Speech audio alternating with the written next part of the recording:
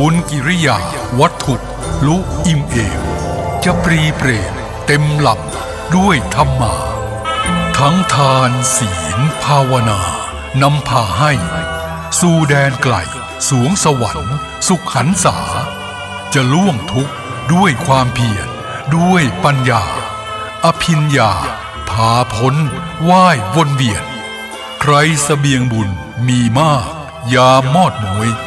กุศลช่วยส่งเสริมเพิ่มเสถียรเสบียงน้อยลอยหลั่งดังกำเกวียน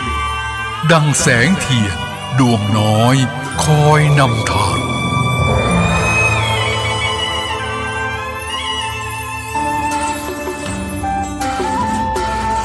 วันตากราบนกตั้งตีเคารพคนฟังตั้งหลาย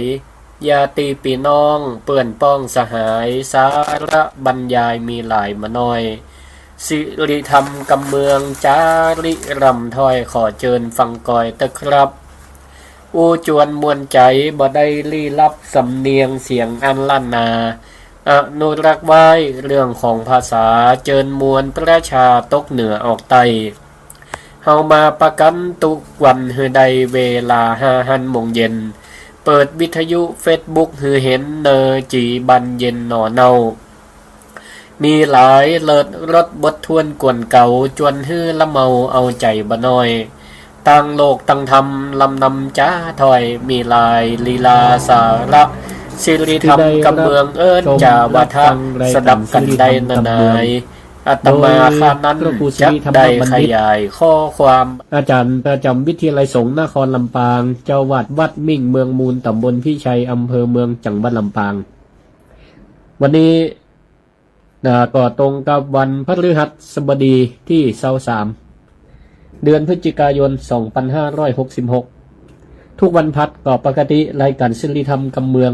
มาพบมาปะท่านผู้ชมท่านผู้ฟังเวลา4 โมงถึง5 โมงแรงช่วงที่1และก็ช่วงที่2 5 โมงแรงถึง6 โมงแรงนะแต่ว่าวันนี้ออกก่อน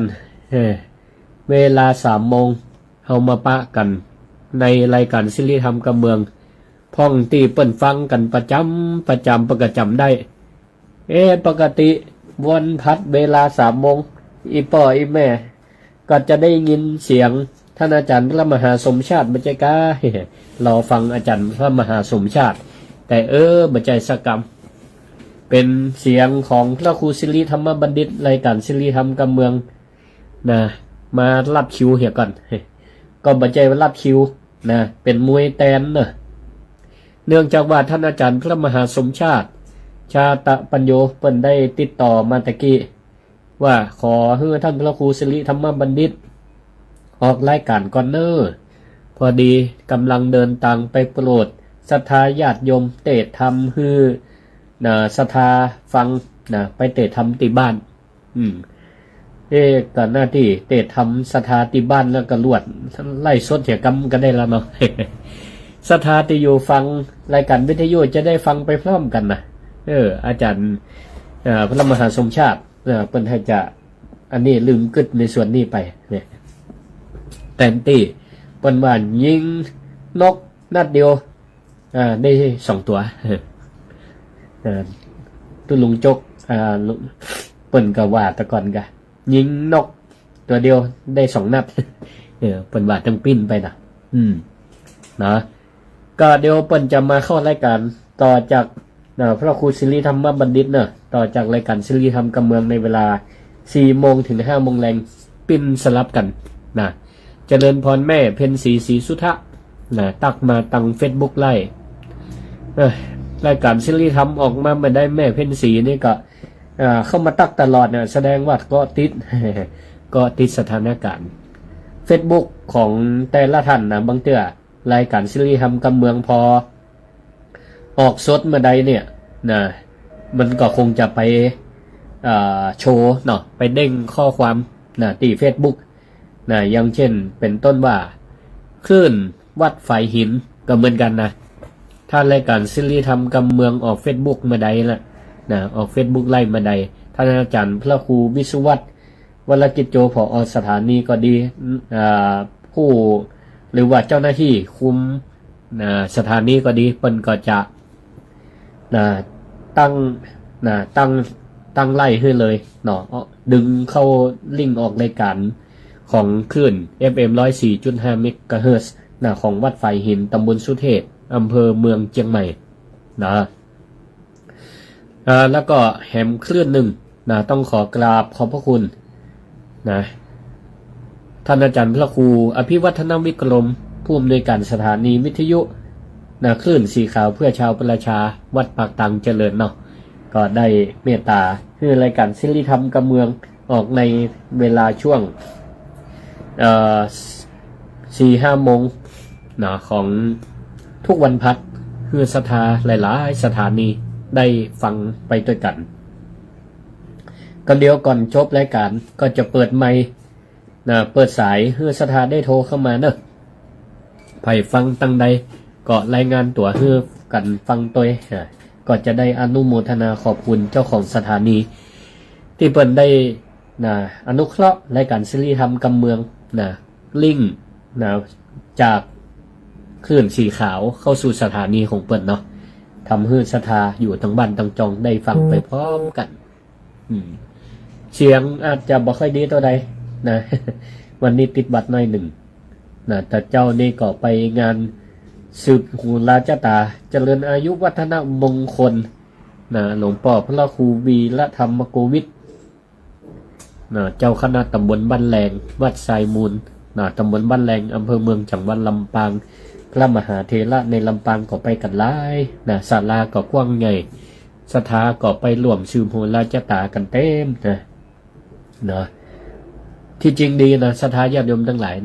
ไปสืบหูราชตาโดยที่ตังวัดเปิ่นจัดแล้วเขาไปร่วมนี่ฮู้ว่าเปิ่นมีงานสืบชะตาตั้งใดไปต่อศรัทธาญาติโยมทั้งหลายเอาบทสวดเข้าตัวพระสงฆ์องค์เจ้าเปิ่นก็เอาคำสวดดีๆมาสวดทั้งนั้นโดยเฉพาะสืบหูราชตาพระสงฆ์องค์เจ้าเนี่ยพิเศษปกติแล้วเนี่ยถ้าสืบหูราชตาศรัทธาคนบ้านประกอบจะใจบทสวด7 ตำนาน12 ตำนานแต่อันนี้นี่สืบชะตาพระสงฆ์ในเปิ่นจัดนิยมสวดธรรมจักรกับปวัตนสูตรเป็นบทสวดที่พระพุทธเจ้าทรงได้แสดงเป็นปฐมเทศนาเตทำกันแรกคือกับพระปัญจวัคคีย์กระใจธรรมจักรกับปวัตนสูตรเนี่ยถ้าเขาได้ยินได้ฟังที่ไหนตั้งใดเนี่ยเป็นบุญกุศลกันแล้วถือว่าเป็นพระธรรมเทศนากันแรกที่พระพุทธเจ้าใจสอนพระปัญจวัคคีย์ผลิตพระสงฆ์สาวกพระสงฆ์องค์เจ้ามาจนถึงปัจจุบันนี่เป็นบทมงคลแล้วก็ยาวตัวคาถาทุกอย่างอยู่ในหันหมดอยู่ในหันหมดเลยอันนี้ก็เป็นบทสวดที่ดีเป็นบทสวดที่ดีช่วงนี้ก็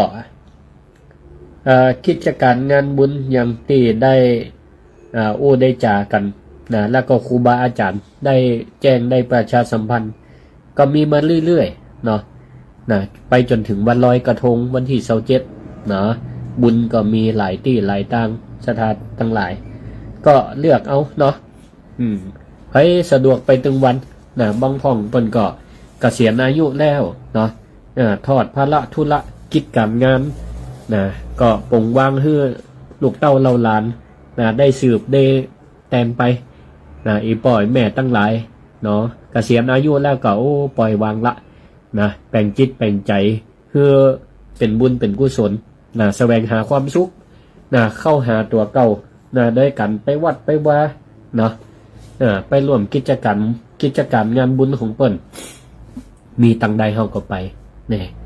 ก็ปลดเปลื้องทุกสิ่งทุกอย่างการที่เฮาไปงานบุญแต่ละที่แต่ละทางก็ถือว่าเฮานั่นไป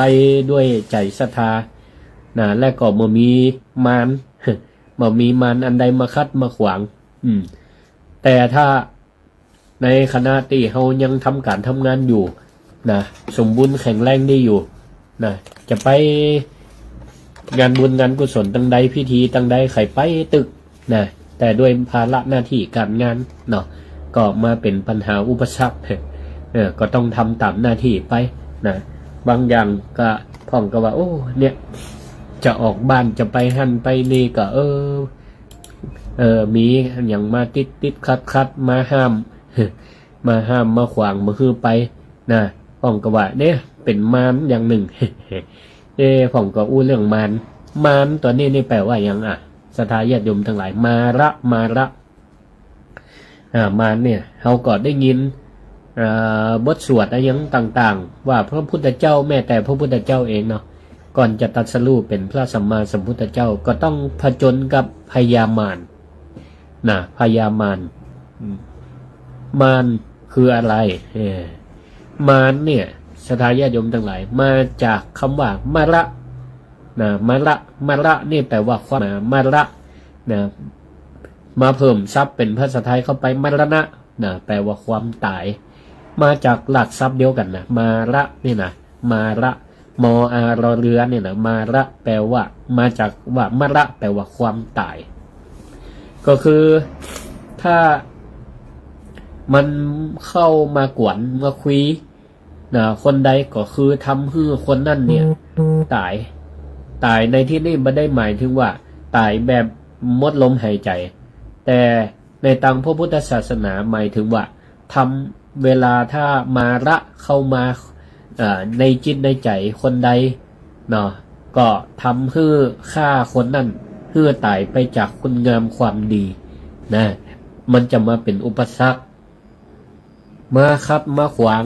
ให้ตายไปจากคุณงามความดีหรือเป็นอันทำความดีตั้งใจจะไปวัดไปวาตั้งใจจะไปกับหมู่กับจุมบางแต่ก็มีบางสิ่งบางอย่างบางเหตุการณ์เข้ามาแทรกมาแทรกศรัทธาเขาตั้งหลายก็จะเอาสิ่งนั้นนั่นแหละว่าเป็นมาร เป็นมารก็คือมันคัดขวางบ่ให้เฮาได้ทำคุณงามความดีที่นี่มารในที่นี้ก็มีหลายลักษณะทางพระพุทธศาสนาเนี่ยแบ่งไว้เป็น5ประการด้วยกัน5อย่างด้วยกัน1กิเลสมารกิเลสมาร2ขันธมาร3อภิสังขารมาร4เทวปุตตมาร5มัจจุมารมี5มารด้วยกันมารในที่นี้กับมารต้องมารไส้นั่นก็คนละอย่างกันอันนั้นมารมออาหนูกิเลสมารคืออย่างกิเลสซึ่งทำให้เฮานั่นมีความประพฤติมีความประพฤติมีจิตใจอันเป็นไฟอกุศลบ่เป็นอันทำความดีกิเลสมารเช่นความโลภความโกรธความหลงก็ล้วนแต่เป็นกิเลสทั้งนั้นความโลภก็เป็นมารได้เหมือนกันเมื่อเราทำความดีความโลภมันก็มาคอยคัดขวางอย่างสมมุติว่าเราจะมีใจใครตานมีใจใครฮื้อมีใจใครตานใครฮื้อแบ่งปันฮื้อคนอื่นกิเลสมารตัวโลภเนี่ยก็เข้ามามากล่อมจิตกล่อมใจฮื้อยัง พอตัวรอดมีกินแล้วยังหรือว่ายังมาเก็บไว้หรอมีแล้วก็มีแหมกาเก็บพอกพูนไว้อย่างอีทำคือคอยคัดขวางคือเขาเป็นคนคิดจิไปกับบอยากจะคือแบ่งปันคนอื่นคอยคัดขวางความโคตรก็เหมือนกันจะทำความดีขับรถไปมีสิ่งอย่างมาคัดมาขวางมาตัดหน้ารถมาตัดหน้าปลาคือมิงเฮือโคตรหรือว่าคนรอบข้างจะไปออกไปงานบุญกฐินวัดเหนือวัดใต้ปลาฮือโคตรมวนอกมวนใจทะเลาะบ่แบ่งใจก็บ่เป็นอันไปทำบุญทำกุศลละอย่างนี้เป็นต้นหรือไปแบบด้วยจิตใจงุนงิดอย่างนี้เป็นต้น เนาะมันก็คอยขัดขวางนะเมื่อเฮาทำคุณงามความดีนะหรือทำนิวรณ์ก็เหมือนกันเนาะก็เป็นตัวขัดขวางเมื่อเฮาทำความดีนะความหลงมาหู้ตามความเป็นจริงก็เหมือนกันนะคอยขัดขวางเมื่อเฮานั้นทำความดีได้ขันธมารนะขันธมารนี่หมายถึงเป็นมารที่คอยกีดขวางนะในเรื่องเกี่ยวกับขันธ์ห้ารูปนะ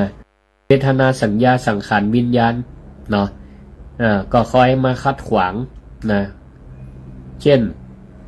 รูปนะอาจจะสังขารเนาะถ้ารูปเนี่ยส่วนมากเขาจะพอเรื่องสังขารก็คืออวัยวะร่างกายจะไปฟังเทศน์ฟังธรรมเจ็บเข่าเจ็บขานั่งมึนบ่ค่อยได้บ่ค่อยสะดวกหูตาก็บ่ค่อยดีหูก็ได้ยินชัดพองบ่ชัดพองเนี่ยมันก็คอยเป็นอุปสรรคเฮาเนี่ยบ่ค่อยได้รับธรรมะบ่ได้รับบุญอันเต็มที่เนาะขันธ์ธมารนี่นะความรู้สึกก็เหมือนกันความรู้สึกมีความทุกข์ทุกขเวทนาในขณะนั้นก็เป็นตัวอุปสรรคทำให้เฮานั้นบ่ได้ทำบุญอย่างเต็มที่เนาะมันก็เป็นขันธมารอย่างหนึ่งอย่างนี้เป็นต้น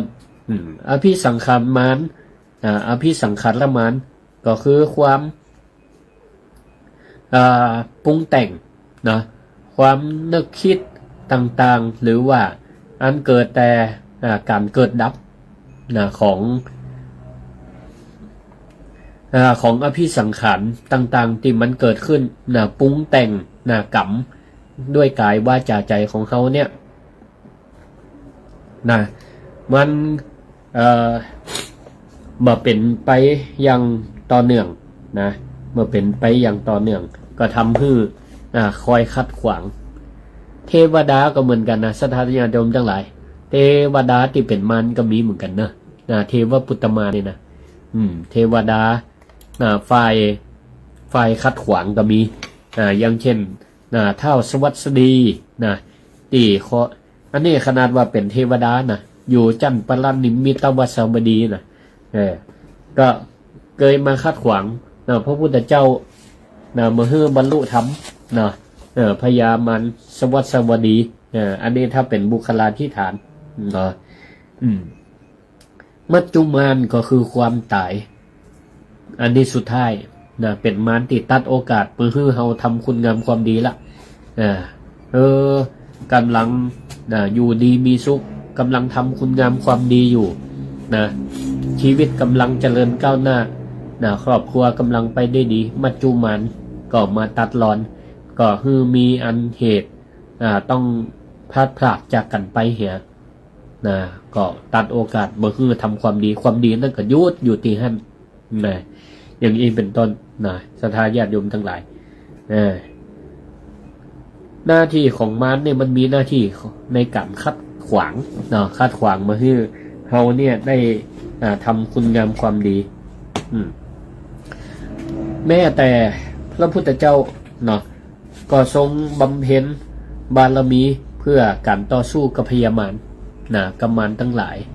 ถ้าบ่อาศัยความเพียรมาพยายามมาอาศัยบารมีก็จะพ่ายแพ้ต่อมารได้เหมือนกันมารในที่นี้ก็มีทั้งรูปธรรมและนามธรรมรูปธรรมก็อย่างที่ว่าพญามารสวัสดีตีเขาหันภาพจิตรกรรมฝาผนังในบทในศาลาว่าคอยมาคัดมาขวางพระพุทธเจ้าคณะนั่งปฏิบัติธรรมอยู่ถ้านำมาทำนี่ก็เหมือนกับเป็นกิเลสมารนั่นแหละก็ทำให้คนเขาเนี่ยศรัทธาญาติโยมทั้งหลายเวลาเขาไปวัดหลวงพ่อเพิ่นจะให้เขานั่งสมาธิ5 นาที10 นาทีรับตาบางเตือนเนี่ยจิตใจของคนเฮานี่มันเป็นธรรมดามันนิ่งมันนิ่งเฮาก็พยายามอยู่กับปัจจุบันนั่นแหละ เนาะเปิ้นฮื้อมีสติอยู่กับปัจจุบันเดี๋ยวสกรรมมันก็วอกแวกนะคิดไปถึงอดีตจินตนาการไปถึงอนาคตนะมันก็จะวอกแวกอยู่อย่างนั้นถ้าเฮาบ่อาศัยขันติบารมีนะแสดงความอดทนอดกลั้นนะแล้วก็มีความเพียรในการบำเพ็ญสมาธินะถ้าบ่อาศัยนะบารมีส่วนนี้ก็จะทำให้นะจิตใจมันฟุ้งซ่านเนาะคิดไปถึงอดีตอนาคตได้เหมือนกันเนาะคอยขัดขวางนะอย่างนี้เป็นต้นนะเพราะฉะนั้นเนี่ยเขาก็ต้องระงับนะบ่ปรุงแต่งนะบ่ปรุงแต่งเวลานั่งสมาธิเนี่ยนะเขาก็ทำจิตคือมันเป็นปัจจุบันพอลมหายใจของตัวเก่านะลมหายใจเข้าและหายใจออกนะเปิ้นถึงบอกว่าคือมีสติอยู่กับปัจจุบันเนอะถึงแม้ว่ามันจะคิดเนาะเขาก็ฮู้ตัวนะว่าคิดหนอคิดหนออ่ะนะคิดก็ฮู้ว่าคิดได้ยินเสียงก็ฮู้ว่าได้ยินเสียงนะฮู้อารมณ์ปัจจุบันฮู้อย่างเดียวนะบ่ดีปรุงแต่งบัดว่าบางพ่องนี่ปรุงแต่งเนาะได้ยินเสียงนั่งสมาธิอยู่ได้ยินเสียงคนโอ้กันจ๊อกแจ๊กจ๊อกแจ๊กอยู่ตั้งข้างนะทั้งที่เปิ้นก็บ่ได้ตั้งใจจะมากวนเฮาแหละนะแต่บางทีมันก็อาจจะอู้ดังไปหน่อยเสียงนั้นมันก็เล็ดหลอดเข้าหูเฮาถ้าเฮากำหนดหูเหี่ยว่า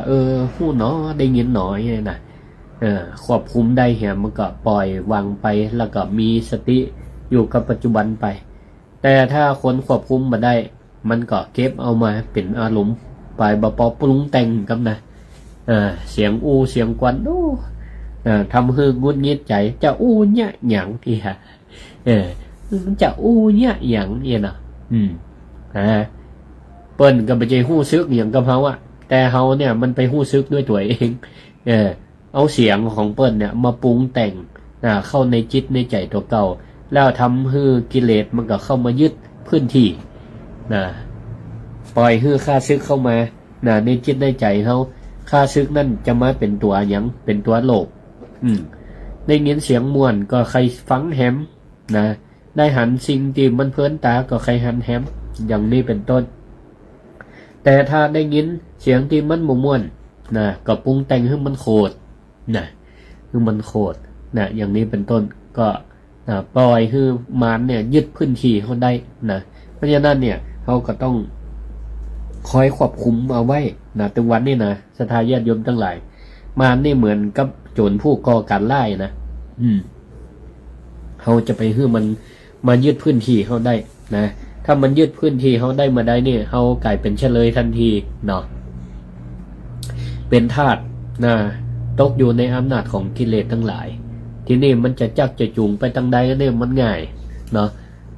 ถ้าความโกรธเข้ามาครอบงำเอาละเดี๋ยวแสดงออกมาตั้งกายตั้งวาจาละด่ากันทะเลาะกันตีต่อยกันอย่างนี้เป็นต้น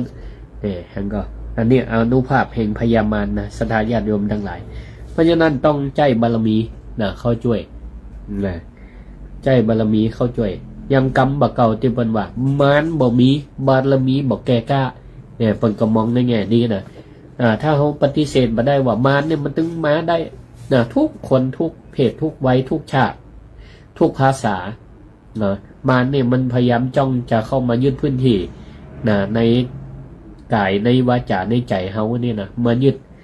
สำคัญที่สุดจะไปให้มันยึดจิตยึดใจเฮาถ้ายึดจิตยึดใจเฮาได้มาได้เนี่ยกายวาจาก็เป็นบริวารมันไปหมดเลยเพราะฉะนั้นเนี่ย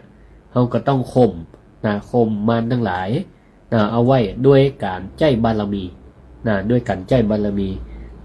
บารมีแปลว่าอย่างบารมีแปลว่าความสมบูรณ์ความเต็มเปี่ยมบารมีแปลว่าสมบูรณ์และเต็มเปี่ยมผู้ที่บำเพ็ญบารมีก็คือคนที่ต้องเผชิญกับพยามารพยายามเผชิญกับมารทั้งหลายการงานทุกอย่างศรัทธาญาติโยมทั้งหลายในชีวิตประจำวันนี่ตื่นเจ้ามาออกไปเนี่ยการเนี่ยงานหรือแม้แต่อยู่บ้านก็จังเฮามีกิจกรรมทำมาอย่างแล้วเนี่ยถ้างานน้อย มารมันก็ตัวน้อย มาในรูปของตัวน้อยทำงานใหญ่มารก็ตัวใหญ่นะสังเกตพอเนาะก็ธรรมดาเนาะเฮาทำงานนิดๆหน่อยๆแล้วก็บ่เกี่ยวข้องกับไผเฮาก็มีมารในใจเฮานี่แหละก็ต่อสู้กับตัวเก่า ต่อสู้กับจิตใจของตัวเก่ามันก็ตัวน้อยแต่ถ้าทำงานกับคนหลวงคนหลายมันก็จะมีมารตัวใหญ่เข้ามารบกวนเข้ามาเกี่ยวข้องบอกว่าต้องว่าละพระโพธิสัตว์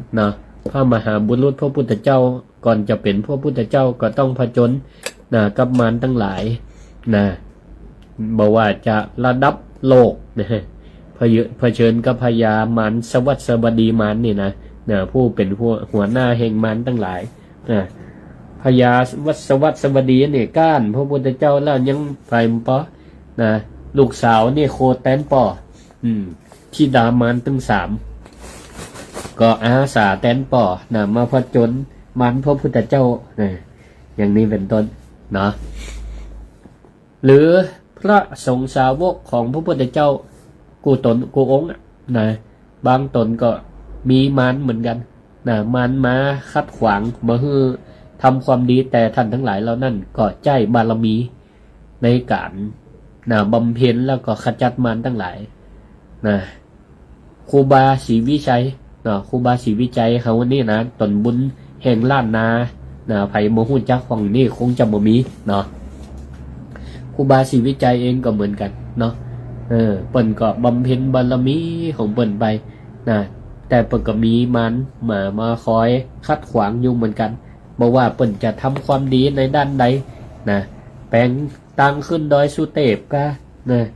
ก็ป้าหมู่ศรัทธาตีเปิ้นศรัทธาเปิ้นป้ากันไปจ่วยกันแปลงตังขึ้นดอยสุเทพกลางมือกันคนวาคนศอกนี่คนเม็ดจ่วยกันเพี้ยวถังบ่ใจงบประมาณแผ่นดินสักบาทแต่ก็ยังต้องผจญกับมันมันยังว่าคนเฮามันต่างมุมต่างมองต่างความคิดมองไปต่างๆนะอันติมองเหมือนกับเปิ้นก็อนุโมทนาสรรเสริญในบารมีธรรมของครูบาเปิ้นว่าโอ้เป็นพระสงฆ์องค์เจ้ามันได้มีเงินมีทองบ่มีงบประมาณสักอย่างแต่สามารถดึงมวลชนสามารถมาช่วยกันสร้างตังดอยสุเทพขึ้นได้นี่ก็นับว่าโอ้เป็นบารมีบ่แต่บ่ว่าคนเฮานี่ก็มันใจยากได้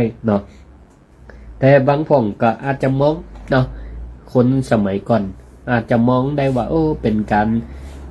เป็นคอมมิวนิสต์ก้าสั่งสมบริวารหรือไปก้าวไก่หน้าที่ของรัฐของอันบ้านของเมืองเป็นก้าอย่างนี้เป็นต้นนี่นะครับแต่ท่านก็บ่ได้คิดเป็นอย่างอื่นท่านพระครูบาเนี่ยโอ้สุดยอดของเป็นครูบาเจ้าแต่ใครจะมองจะได้กอดจ่างเปิ้นก็ยังปลอบใจตัวเก่าว่ามันบ่มีบารมีบ่เกิดนี่อันนี้เป็นกรรมอมตะวาจาที่เปิ้นเคยว่าไว้แล้วลูกศิษย์ลูกหาได้ฟังกรรมนี่เนี่ยมันบ่มีบารมีบ่แก่กล้าหรือมันบ่มีบารมีบ่เกิดเนี่ยก็เอามาปลอบจิตปลอบใจตัวเก่าเวลาเฮาทำอันอย่างสักอย่างหนึ่งตั้งใจจะทำความดีคิดว่ามันคงบ่สร้างความเดือดร้อนให้ตัวเก่าและก็คนอื่นแต่บางเทื่อมันอาจจะไปกระทบคัดหูคัดตาไผบางห้องก็อาจติชอบบ่ชอบเฮาแต่ถ้าคนเฮามีอุดมการณ์ตีนักแน่นคิดว่าเฮาทำแล้วมันจะเป็นทำเพื่อประโยชน์ส่วนตัวเอาประโยชน์ส่วนรวมเป็นที่ตั้งประโยชน์ส่วนตัวเป็นรองแล้วเนี่ยเฮาก็ยังยึดมั่นในอุดมการณ์อยู่ทำไปแล้วก็โดยเอากรรมอมตะวาจาของท่านครูบาศรีวิชัยเนี่ยมาปลอบใจตัวเก่าว่ามันบ่มีบารมีบ่แก่กล้านี่ศรัทธาญาติโยมทั้งหลายโดยเฉพาะหลายผู้หลายท่านที่เป็นผู้นำบ่ว่าจะเป็นพระสงฆ์ก็เหมือนกันพระสงฆ์ก็เหมือนกันที่เปิ้นได้มาเป็นผู้นำเป็นเจ้าอาวาสกะ เป็นเจ้าคณะต่างๆกะเนี่ยบางตนบางองค์เปิ้นก็อาจจะมาต่างตีต่างแดนเนาะต่างตีต่างแดนบ่หินบ่ได้เกิดกับตาบางเดือนนี่ก็ต้องมาผจญ ชะตากรรมก็บ่ฮู้ว่ามันจะเป็นจะได้นะแต่พ่องเปิ้นก็ศึกษาบริบทไปทำหน้าที่ของเปิ้นไปแต่ถ้ามันจะอาจจะไปตุบไปต่ำกับอันอุปสรรคอย่างต่างๆเนี่ยมันก็เป็นธรรมดาคลื่นทะเลมันยังต้องมีคลื่นเนาะคนเฮามันก็ต้องมีปัญหาอุปสรรคของอย่างที่ว่าตะกี้ถ้าทำกันน้อยมันก็ตัวน้อยถ้าทำกันใหญ่มันก็ตัวใหญ่เขาก็พร้อมที่จะรับพร้อมที่จะรับก็อยู่ที่ว่าเขามีสติในการรับรับหน้ารับสู้กับมันนั่นได้จะใดได้จะใดบางห้องก็ทำไปท่อไปแต่ถ้าเอาครูบาอาจารย์ตีเปิ่นผจญมันนักกว่าเขาเนี่ยมาเป็นเครื่องเตือนสติแล้วก็เป็นตัวอย่างแล้วก็เป็นแรงบันดาลใจให้เขาเนี่ยต่อสู้เหมือนเปิ่นอย่างครูบาศรีวิจัยอย่างที่ว่าเนี่ยเปิ่นว่ากรรมอมตะวาจามารบ่มีบารมีบ่แก่กล้ามารบ่มีบารมีบ่เกิดนี่ก็ทำให้หลายๆผู้หลายๆท่านครูบาอาจารย์เนาะพระสังฆาธิการหลวงพ่อเจ้าวาดห้องเป็นเจ้าวาดใหม่เจ้าวาดเมินเปิ้นก็จะได้มีกำลังอกกำลังใจเนาะในการต่อสู้บางพ่องเปิ้นก็เปรียบเทียบดีนะเปิ้นก็มองโลกในแง่ดีว่าสิ่งที่เฮาทำอยู่ตอนนี้ความตั้งใจอันดีของเขาแต่มันมีปัญหาอุปสรรคในรูปแบบของคนขององค์กรของอะไรอย่างพ่องเนี่ยเข้ามาคัดขวางบางพ่องเปิดกระปอบใจตัวเก่าอันนี้ยังน้อยกว่าครูบาศรีวิจัยเปิ้นกะถ้าครูบาศรีวิจัยเนี่ยไปตั้งได้บางเตือก็มีคอยคนองค์กรหรืออะไรอย่างต่างๆเนี่ยเข้ามาคัดมาขวางเป็นมารเป็นอุปสรรคเนี่ยเปิ้นก็ยังฝ่าฟันมาได้ด้าเขานี่ยังจะทำมาได้นี่ถ้ามองจะมันก็มีกำลังใจในการต่อสู้ทำการทำงานทำหน้าที่นั่นต่อไปบางเตือมันก็เหมือนกับคนที่เปิ้นขุดอุโมงค์สถาญาติโยมทั้งหลายเขาก็บ่ฮู้ว่าตั้งหน้าเนี่ยมันจะพดทะลุทำมาได้เนาะมันจะพดตังมาได้ก็ค่อยขุดไปแต่ก็ถ้ามีกำลังใจหรือว่าเอาอย่างมาเป็นแรงบันดาลใจก็ตั้งใจทำไปสร้างบารมีไปมีวิริยะบารมีบำเพ็ญไปในบ่กี่วินาทีข้างหน้าโอกาสข้างหน้าเขาก็จะบรรลุเป้าหมายปลายทางได้อย่างนี้เป็นต้นเนาะมันนี่มันมีหน้าที่ครูบาอาจารย์เพิ่นเขียนไว้มันมีหน้าที่อยู่4อย่างด้วยกันศรัทธาญาติโยมทั้งหลายตามหน้าที่ของมันเนาะเหมือนเฮาท่านทั้งหลายเฮาก็มีหน้าที่ยังทำความดีก็ทำไปมันมีหน้าที่คัดมีหน้าที่ขวางมีหน้าที่ข่มมีหน้าที่ขู่4อย่างด้วยกัน1มันมีหน้าที่คัด2มีหน้าที่ขวาง3มีหน้าที่ข่ม4มีหน้าที่ขู่นี่คัดนี่อยากจะได้มีหน้าที่คัดก็คือคัดคนที่จะทำความดีมันก็มาคัดเริ่มตั้งแต่คัดความคิดจะทำความดีก็คิดจะทำแต่แวบหนึ่งความคิดนี่ก็เหลวไหลจะแลบออกไปว่าบ่ควรจะท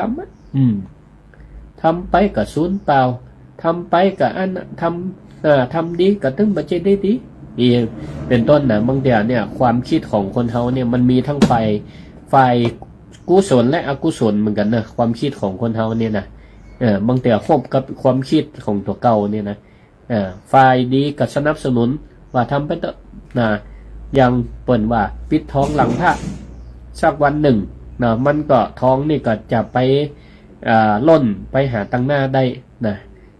เหมือนกับปิดทองหลังพระทำความดีวันนี้วันหน้าคนมาหันเปิ่นว่าอย่างก็ คนมาหันผีหันเทวดาหันอย่างเอี้ยนะก็บ่ได้หวังผลตอบแทนอย่างก็ยังมุ่งมั่นทำความดีต่อไปแต่บางคนก็ก็จะทำแต่กิเลสมันก็มาคอยคัดขวางว่าทำไปกับเสียเปล่าเปลืองเปล่ามันต้องทำละนี่อย่างนี้เป็นต้นมันคอยคัดความคิดคัดคอคัดแข่งคัดขาบ่คือเฮานั่นได้ทำอย่างราบรื่นมันก็มาในรูปแบบต่างๆเนาะมันมีหน้าที่คัดหรอมันก็ทำคัดทุกวิถีทางก็เหมือนกับฝ่ายข้านสถาญาติโยมทั้งหลายรัฐบาลคนเปิ่นจะบริหารราชการแผ่นดินมันก็ต้องมีการทวงดุลอำนาจเนาะมีฝ่ายรัฐบาลมีฝ่ายข้านก็ฟังนี่กะฝ่ายค้านก็ต้องมีหน้าที่ค้านเนาะคืออาจจะต้องมองหลายๆมุมมองผ่องเพิ่นก็อาจจะมองมุมเดียวมองดีเกินไปแต่บ่ได้มองถึงความเสี่ยงมันก็ต้องมีผ่องมีฝ่ายคัดฝ่ายข้านไปต่อไปมันมีหน้าที่ขวางขวางเมื่อคัดบ่ได้ก็ขวางสเต็ปแรกคัดก่อนต่างๆนานาแสดงความคิดเห็นคอยคัดบ่ได้ก็ขวางขวางกันกีดกันแกล้งสารพัดต่างๆนี่เขาอาจจะมีประสบการณ์ด้านนี้มาพ่องเนาะหลายๆท่านก็คงจะเพื่อเชิญกับมันและกับมันก็ได้แสดงหน้าที่นั่นออกมาเขาก็น่าจะมีประสบการณ์มาพ่องก็มีแล้วก็มันมีหน้าที่ข่มขู่มีหน้าที่ข่มและขู่คัดขวางบ่ได้ผลก็ข่มขู่นะระวังนะถ้าเนี่ยแล้วก็ระวังตัวดีๆอย่างเนี้ยข่มขู่คือเกิดความกลัวพระพุทธเจ้าพระองค์ก็เผชิญกับมันเหล่านี้เหมือนกัน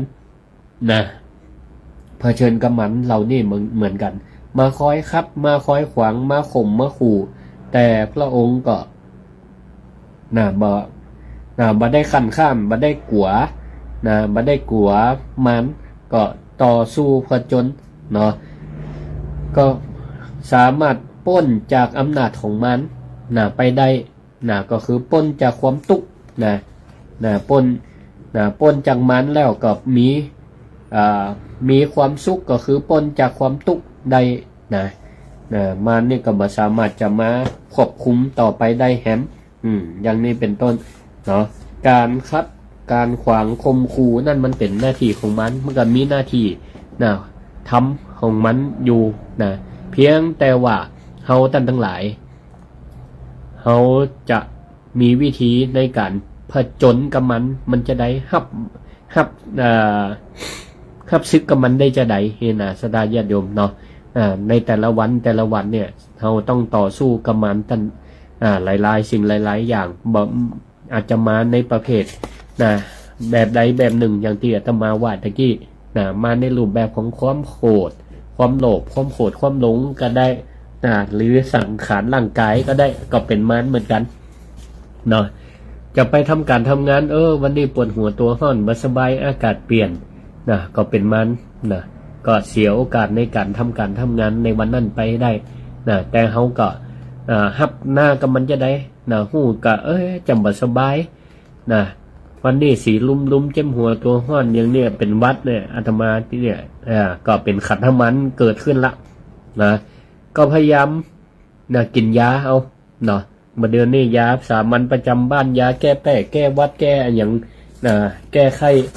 มีอยู่ก็กินไปก่อนอันนี้คือเป็นการขจัดมันเบื้องต้นถ้าสามารถขจัดมันได้ก็ถือว่าเขาชนะมันได้ก็ใจหลายวิธีแต่ถ้ามันยาเบาใจวิธีการตีเบามันได้ก็เพิ่มแพงขึ้นไปหาหมอไปอย่างไปรักษากันไปขันธมันนี่ก็อาจจะรักษาได้อยู่โดยใจยาภายนอกมาช่วยรักษาส่วนกิเลสมารนี่มันต้องเป็นเรื่องของจิตใจของตัวเฮานี่แหละเนาะเบื้องต้นเนี่ยคะแนนมีสติกันเด้อ เวลาเฮาฮับไผอย่างต่างๆนี่ศรัทธาญาติโยมทั้งหลายเปิ้นมีการซ่อมกันไว้ก่อนก็ดีนะอย่างช่วงเมื่อสัปดาห์ก่อนนี่แผ่นดินไหวถ้าไผฮู้มีสติตั้งรักไว้ได้อย่างบางประเทศเนี่ยเปิ้นมีการซักซ้อมหรือบางจังหวัดที่แผ่นดินไหวมันอย่างตั้งภาคเหนือตั้งเชียงไฮ้ครูเปิ้นก็ได้ฝึกอบรมแนะนำนักเรียนผู้เชี่ยวชาญก็มาฝึกมาแนะนำว่าถ้าเกิดแผ่นดินไหวเนี่ยจะได้มีโรงเรียนหนึ่งเปิ้นตั้งกล้องวงจรไว้แผ่นดินไหวปุ๊บละออนหู้เลยสิ่งอันที่ต้องทำอันดับแรกก็คือมุดอยู่ใต้โต๊ะมุดอยู่ปื้นโต๊ะถ้าสมมุติว่ามันไหวแห้งแก่ขวาของมันตกมันหล่นเป็นตู้เป็นอะไรอย่างเนี่ยมันจะเต็งจ่าทับมันก็มาทับตัวเฮาโดยตรงก็ไปทับเอาโต๊ะที่เฮาไปลบอยู่เนี่ยมันก็ทำให้เฮาลดการบาดเจ็บได้แล้วขั้นที่สองถ้ามันเงียบสงบเพื่อรีบออกจากพื้นที่ที่มันใต้อาคารใต้ชายคาพยายามออกมาอยู่ในที่โล่งเนี่ยฮะก็อันเนี้ยถ้าเฮามีสติในการแก้ไขสถานการณ์ในทุกรูปแบบใดถ้าเฮามีสติสำคัญที่สุดมีสติขับรถขับลาไปบางแต่รถดับกันต่างๆตั้งสติดีๆก่อนจะไปฟังตระหนกตกใจความตระหนกจดตกใจนั่นก็เท่ากับว่าเฮาเนี่ยตกอยู่ใต้อำนาจของกิเลสมารความกลัวเนี่ยก็คือโมหะความหลงโมหุจะเนี่ยจะได้ละอย่างนี้เป็นต้นหรืออุบัติเหตุกั่งจวงหรือปล่อยกิเลสมาครอบงำบางเตียเนี่ยต่างคนต่างจนกันอาจจะประมาทตั้งกูแต่กลายเป็นว่าตกอยู่ในอำนาจของกิเลสมารก็คือความโกรธโอ้ทะเลาะเบาแว่งกันด่ากันละเอาอย่างนี้เป็นต้นอันนี้ถึงเรื่องมันวันนี้หน้าที่ของมันก็มีของมันอยู่เพียงแต่ว่าเขาเนี่ยเวลาตกอยู่ในอำนาจของมันแล้วเขาจะมีสติจะได้ในการแก้ปัญหาเอาละก็มาไล่ก็ใกล้เวลาจะ4 โมงแรงเดี๋ยวท่านอาจารย์พระมหาสมชาติเปิ้นน่าจะออกต่อจากนี้ก็โทรเข้ามาได้ในรายการ064 949 5999เดี๋ยวท่านอาจารย์เปิ้นมาแล้วเนี่ยก็อาตมาก็คงจะไปทำงานเตรียมงานกฐินก่อนใกล้มากูวันละวันนี้วันที่23งานกฐินมี26เดือนพฤศจิกายนวันติดใครมาหันกฐินจ้องบุญสามัคคีปีที่4ละที่วัดหมิ่งเมืองมูลได้จัดทำขึ้นมาหล่มบุญจ้องบุญนี่เป็นร้อยกันศรัทธาก็เปิ้นฮับไปแต่งเอาไปแต่งไปย่องกันปีนี้บ่ได้แต่งอย่างนักเพราะว่าตั้งวัดแต่งไว้เฮือหมด100 กว่าอันบัดเดี๋ยวนี้ก็มาติดต่อขอเอาไปก็เกือบจะหมดละพ่องก็โอนออนไลน์มาก็มีอนุโมทนาเจริญปอนเจ้าวันนี้ออกเจ้าลาวันนี้ออกเจ้าจันหาชาติเป็นว่าออกแตนกำเนยหรอไปฮับจอบเตดกำนี่ว่ะไปจังแหนนี่มาให้แตนนี่เดี๋ยวถามเลยเนาะเดี๋ยวเปิ้นจะออกตอนเนี่ยเปิ้นว่าอัน2เดี๋ยวจะปั่นเกิงพ่อครูซิริว่ะ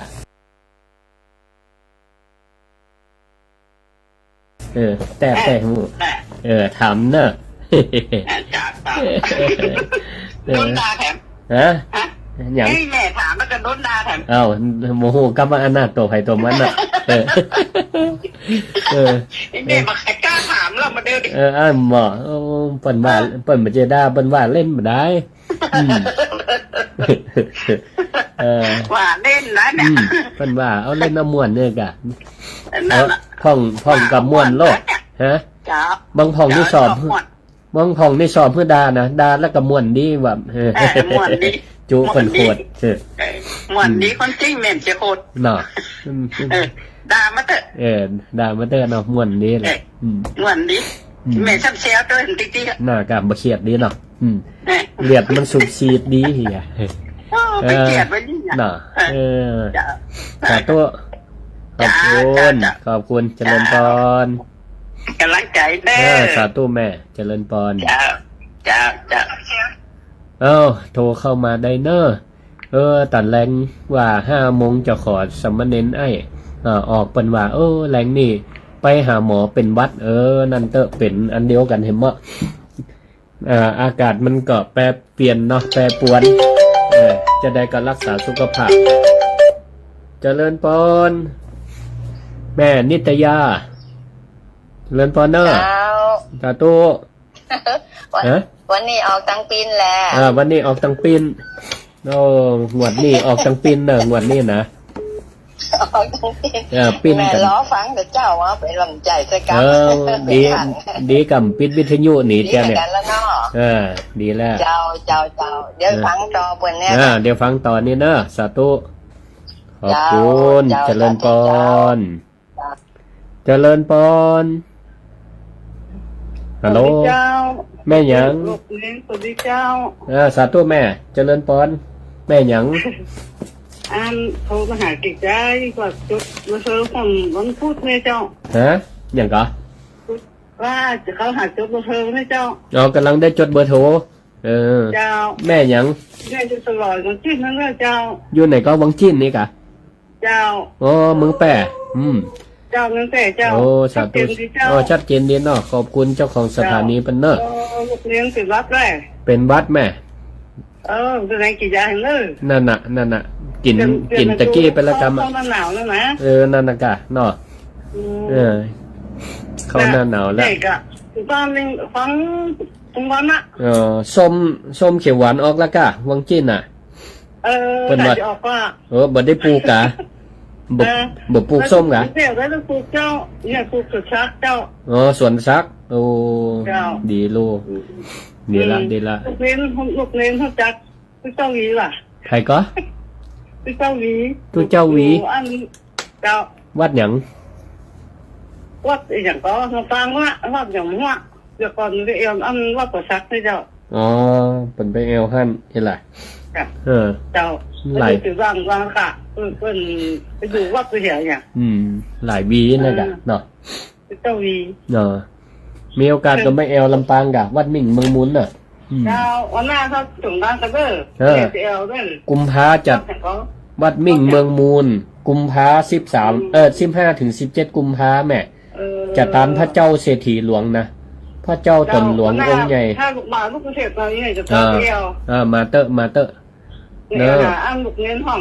สาธุหน้ากาเนอะมาเอวหาเตอะพ่อครูศิริธรรมบัณฑิตเนอะฟังตัวเดียวจะกล้าโทรมาหาลูกเงินกะฟังเมื่อแล้วแต่ไม่ได้โทรวันนี้ได้โทรนะจกดีนะนี่นะเพราะว่าไอ้นูเนาะไอ้ติดวัดดิได้เลยสาธุเนอะขอบคุณเจ้านักขอบคุณ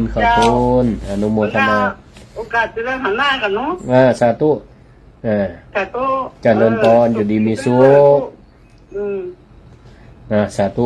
คนเมืองแปะก็ได้ฟังโลรายการอนุโมทนาขอบคุณเจ้าของสถานีเนอะที่เป็นอันลิงจากคืนสีขาวเพื่อชาวประชาเมืองฝังโมโหว่าได้ฟังก่อนรายการศิริธรรมกับเมืองแบบนี้นะ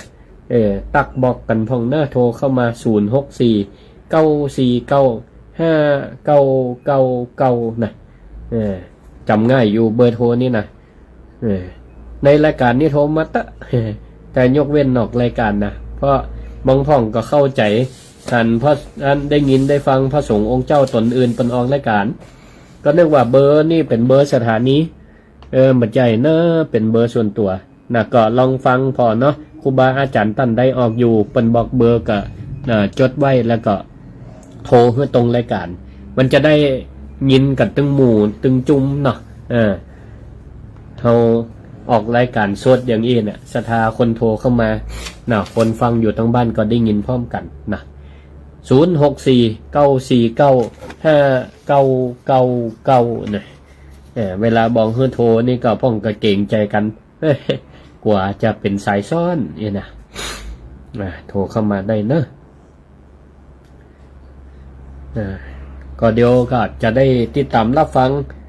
ท่านอาจารย์พระมหาสมชาติต่อจากนี้เนอะพระอาจารย์เปิ้นพร้อมแล้วยังโมโหนะเดี๋ยวก็ฟังรายการต่อจากพระอาจารย์พระมหาสมชาติสลับกันมานี่งวดนี่มันลังจะกลับเหมือนกันเนาะปิ้นกันนี่นะ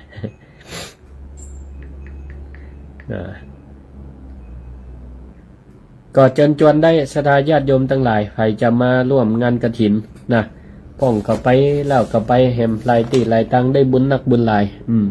สุดท้ายนะเกือบจะสุดท้ายละวัดมิ่งเมืองมูล26พฤศจิกากฐินจ้องบุญสามัคคีนะขอบคุณอนุโมทนาศรัทธาติฟังรายการอยู่ตั้งบ้านป้องก็บ่ได้มาก็ร่วมบุญโอนเข้ามาบัญชีวัดก็มีโอนฝากเบอร์โทรนี่นะเบอร์พร้อมเพย์เบอร์โทร064นี่ก็มีฝากทำบุญให้ก็อนุโมทนาขอบคุณนักขอบคุณหลายๆศรัทธาญาติโยมทั้งหลายเอาละก็จากันมาเมินพอสมควรเกือบจะชั่วโมงเดี๋ยวก็จะได้พักฮือท่านอาจารย์พระมหาสมชาติเปิ้นได้ออกรายการต่ออาตมาเนอะ วันนี้ขออภัยเสียงนี่แบบค่อยสมบูรณ์ต่อใดโดนมันเข้ามาคัดขวางมันในรูปแบบขันธมารกล่องสังขารนี่มันมาแน่นอนสังขารร่างกายมันต้องอาศัยอยู่ตัวกับสิ่งแวดล้อมถ้าสิ่งแวดล้อมพอดีอากาศพอดีมันก็ขันห้าเนี่ยมันก็ดำเนินไปด้วยความพอดีแต่ถ้ามันผสมดุลกันสภาวะอากาศกับขันห้านี่มันบ่สอดคล้องผสมดุลกันภายนอกมันร้อนเกินไปมันเย็นเร็วไปก็เนี่ยคือขันห้ากล่องขันของเขาเนี่ยมันก็ปรับสภาพบัตันเจ็บไข้ได้ป่วยได้เหมือนกันเพราะฉะนั้นก็ก็ขอศรัทธาญาติโยมได้ดูแลสุขภาพกันด้วยมันดูแลสุขภาพกันด้วยเอาละก็ลวดลาศรัทธาไว้เพียงเท่านี้ก่อนก็ขอความสุขความเจริญจงมีแก่ทุกผู้ทุกท่านอายุวโนสุขังพลัง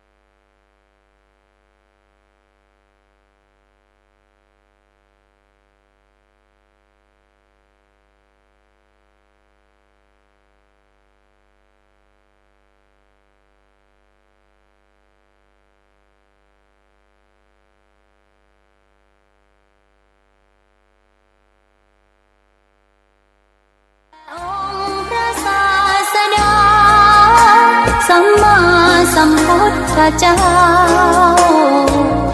มีความงามเงียบไม่เปรียบเทียบเขาเทียบเรา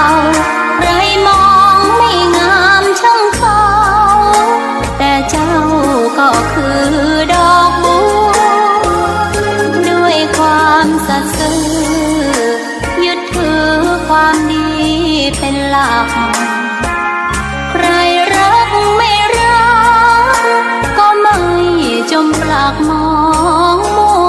วชีพเมื่อมีบุญน้ำก็เห็นว่าดอกน้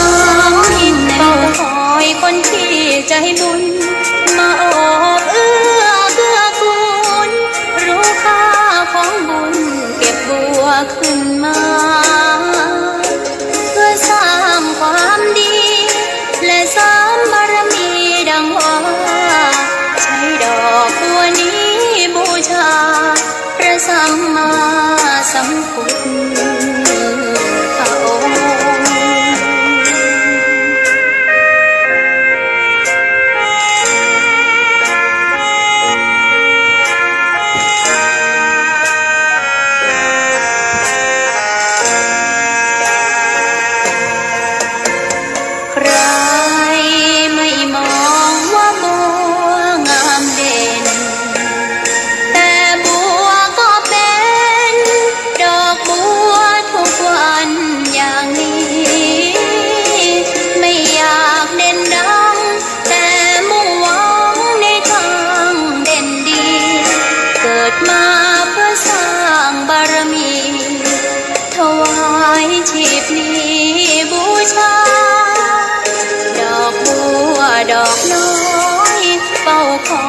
คนที่ใจบุญมาโอบเอื้อเกื้อกูลรู้ค่าของบุญเก็บบัวขึ้นมาเพื่อสร้างความดีและสร้างบารมีดังว่าใช้ดอกบัวนี้บูชาพระสัมมาสัมพุทธ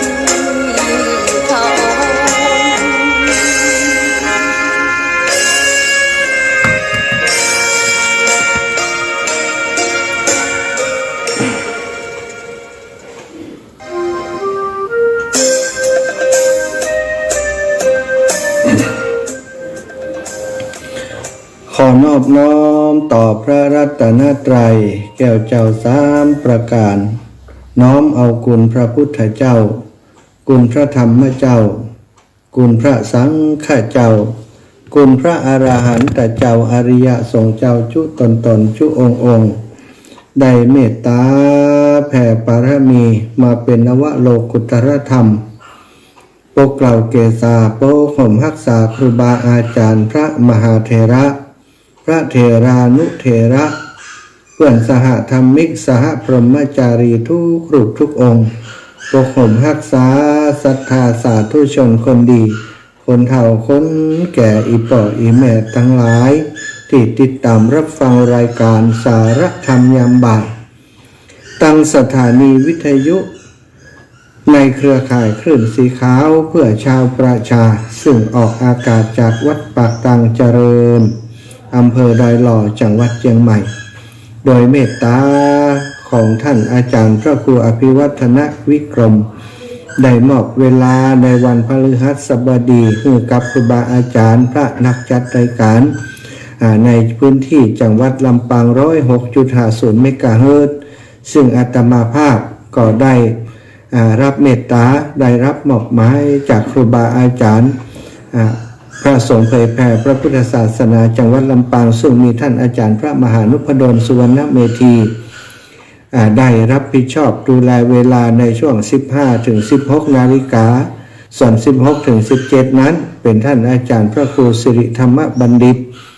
แต่เนื่องจากว่าวันนี้ศรัทธาญาติโยมช่วงเวลา 15-16 นาฬิกาอาตมาภาพได้เดินทางและก็ไปแวะฉลองศรัทธาของโยมแม่จันตาราชคมซึ่งได้นิมนต์อาตมาไป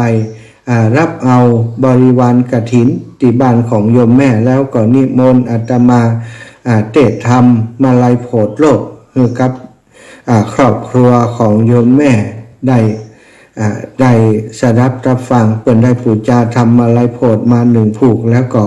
นิมนต์ให้เตะที่บ้านเพื่อเป็นสิริมงคลศรัทธาก็ได้ฉลองศรัทธาโยมแม่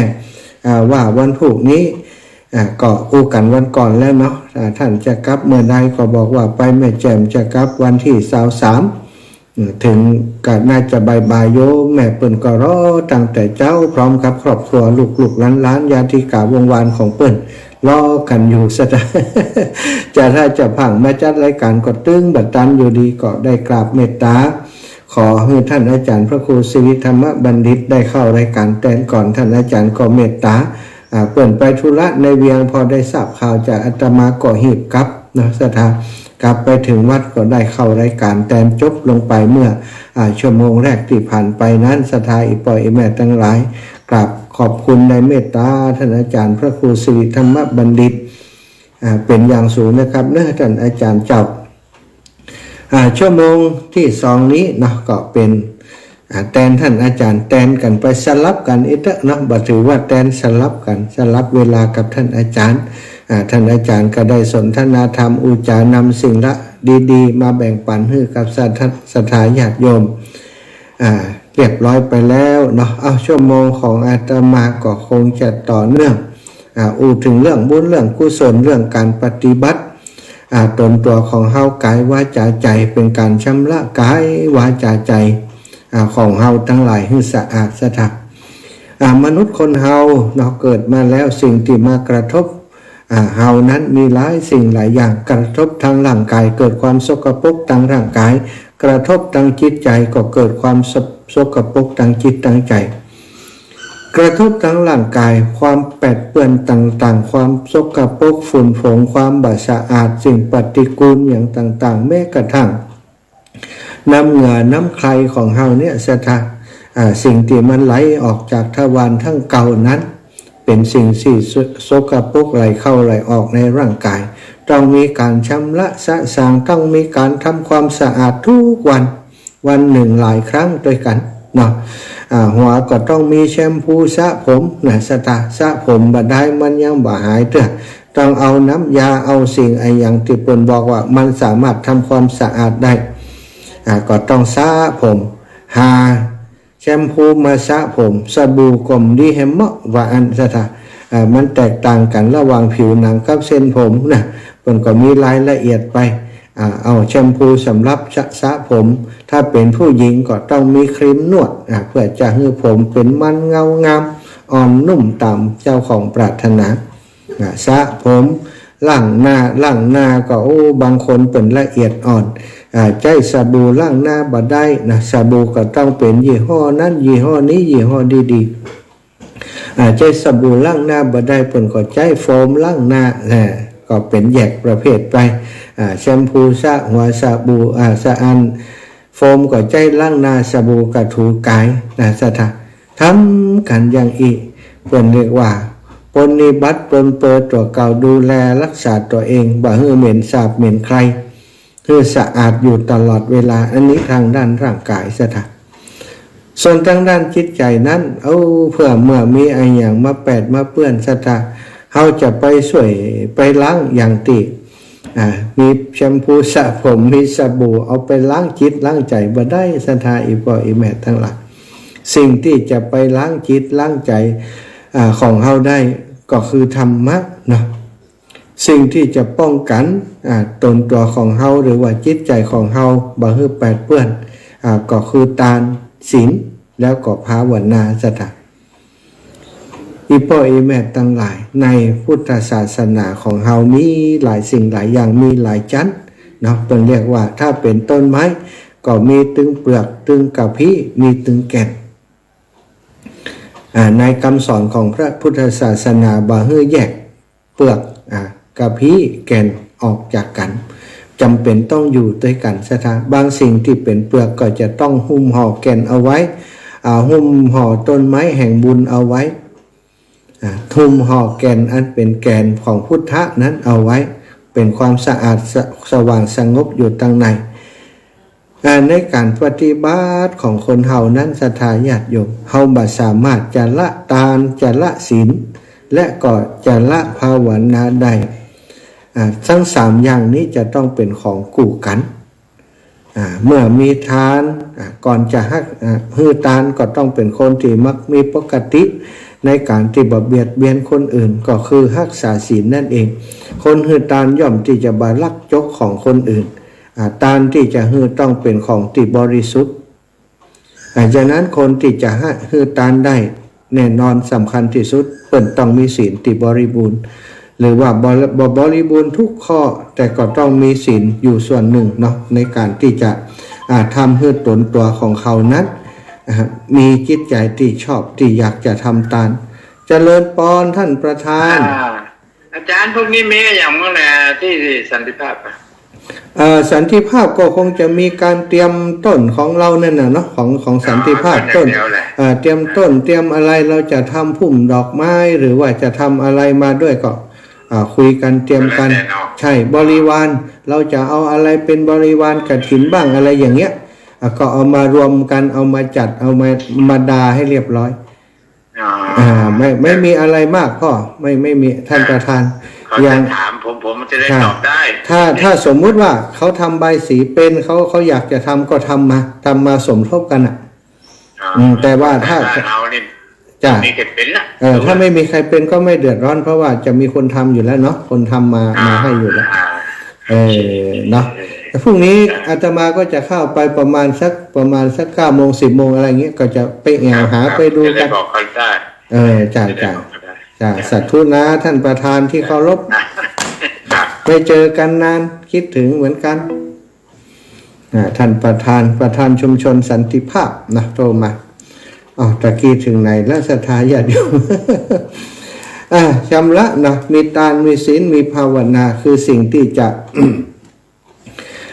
มาชำระตนตัวของเฮาทั้งหลายนะก็ถ้าเปรียบเหมือนต้นไม้ศรัทธาญาติโยมถ้ามันบ่มีเปลือกเปลือกก็อาจจะเป็นเรื่องของ การทำในส่วนของในศาสนาของเฮาเนี่ยคำสอนบางอย่างหรือว่ากิจกรรมบางอย่างเนี่ยซึ่งเป็นเปลือกนะเป็นเปลือกเป็นกะพิของศาสนาก็จำเป็นต้องมีถ้าบ่มีเปลือกศรัทธาญาติโยมต้นไม้ก็อยู่บ่ได้บ่มีกะพิบ่มีเส้นใยตั้งในเนาะต้นไม้ก็อยู่บ่ได้ฉันใดก็ฉันนั้นธรรมะของพระพุทธเจ้ามีอยู่3ส่วนด้วยกันบางส่วนก็เป็นเปลือกบางส่วนเป็นกะพิแล้วก็บางส่วนก็เป็นแก่นในหลักการทางพระพุทธศาสนาทานศีลภาวนานี้ก็เป็นหลักการที่ประกอบเพื่อจะให้ต้นไม้แห่งธรรมนั้นสมบูรณ์แบบทานศีลภาวนาเนาะทานและก็ศีลนี้เป็นส่วนประกอบนะสัทธา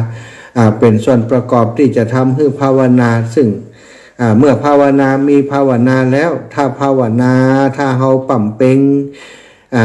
โดยสมถกรรมฐานวิปัสสนากรรมฐานต่างๆแล้วหันธรรมหันสภาวะธรรมในจิตในใจของเฮาอย่างแจ่มแจ้งแย้มแจ้งกระจ่างใสพุทธะเนาะความเป็นพุทธะก็จะเกิดขึ้นในตนในตัวอย่างที่เป็นเรียกว่าบรรลุธรรมชั้นสูงก็แล้วแต่จากโสดาบันสกทาคามีอนาคามีหรือว่าอรหันต์กันแล้วแต่ล้วนแต่อาศัยการทำบุญสุนทรทานในเบื้องต้นทั้งนั้นสัทธาทานและศีลนี้จะชำระจิตใจของเฮาชำระจิตใจทานนี้เป็นเครื่องป้องกันเป็นเครื่องป้องกันศีลก็เป็นเครื่องป้องกันเนาะทานนี้เป็นเครื่องป้องกันความบังเอิญจิตใจของเฮาเน้นตระหนี่ทีเหนียวชำระความตระหนี่ทีเหนียวในจิตในใจศีลนี้ก็ป้องกันบังเอิญเฮานี่ไปลักไปจกอย่างของเปิ้นบ่เอาอย่างที่บ่ใจเป็นของเฮามาเป็นของเฮาหรือว่ามาครอบครองเป็นสิ่งที่จะป้องกันบังเอิญจิตใจของเฮามัวหมองแล้วตัวภาวนานี่คือเป็นชั้นสูงนะสถาภาวนานี่คือสิ่งที่จะทำให้เหมือนกับว่าถ้าเป็นการทำความสะอาดนะทำความสะอาดขั้นสุดท้ายนี่ก็คือภาวนาเมื่อเราทำความสะอาดครั้งสุดท้ายชำระถ้าเป็นอาบน้ำก็คือถูสบู่เนาะถูสบู่ชะพรมอย่างก็แล้วแต่อาบน้ำประพรมร่างกายโดยทาน รักษาศีลให้ดีก็คือเป็นเครื่องชำระกายของเฮาวาจาของเฮาแม้กระทั่งเรื่องของจิตใจของเฮาคือเป็นผู้ที่มีจิตใจจิตใจดีงามสิ่งเหล่านี้นั้นคือเครื่องติชำระแล้วก็ภาวนานี้เป็นตัวชำระขั้นตอนสุดท้ายเหมือนกับเอาน้ำใสน้ำเย็นลดลาดลงไปในร่างกายบุ่มสะท้าน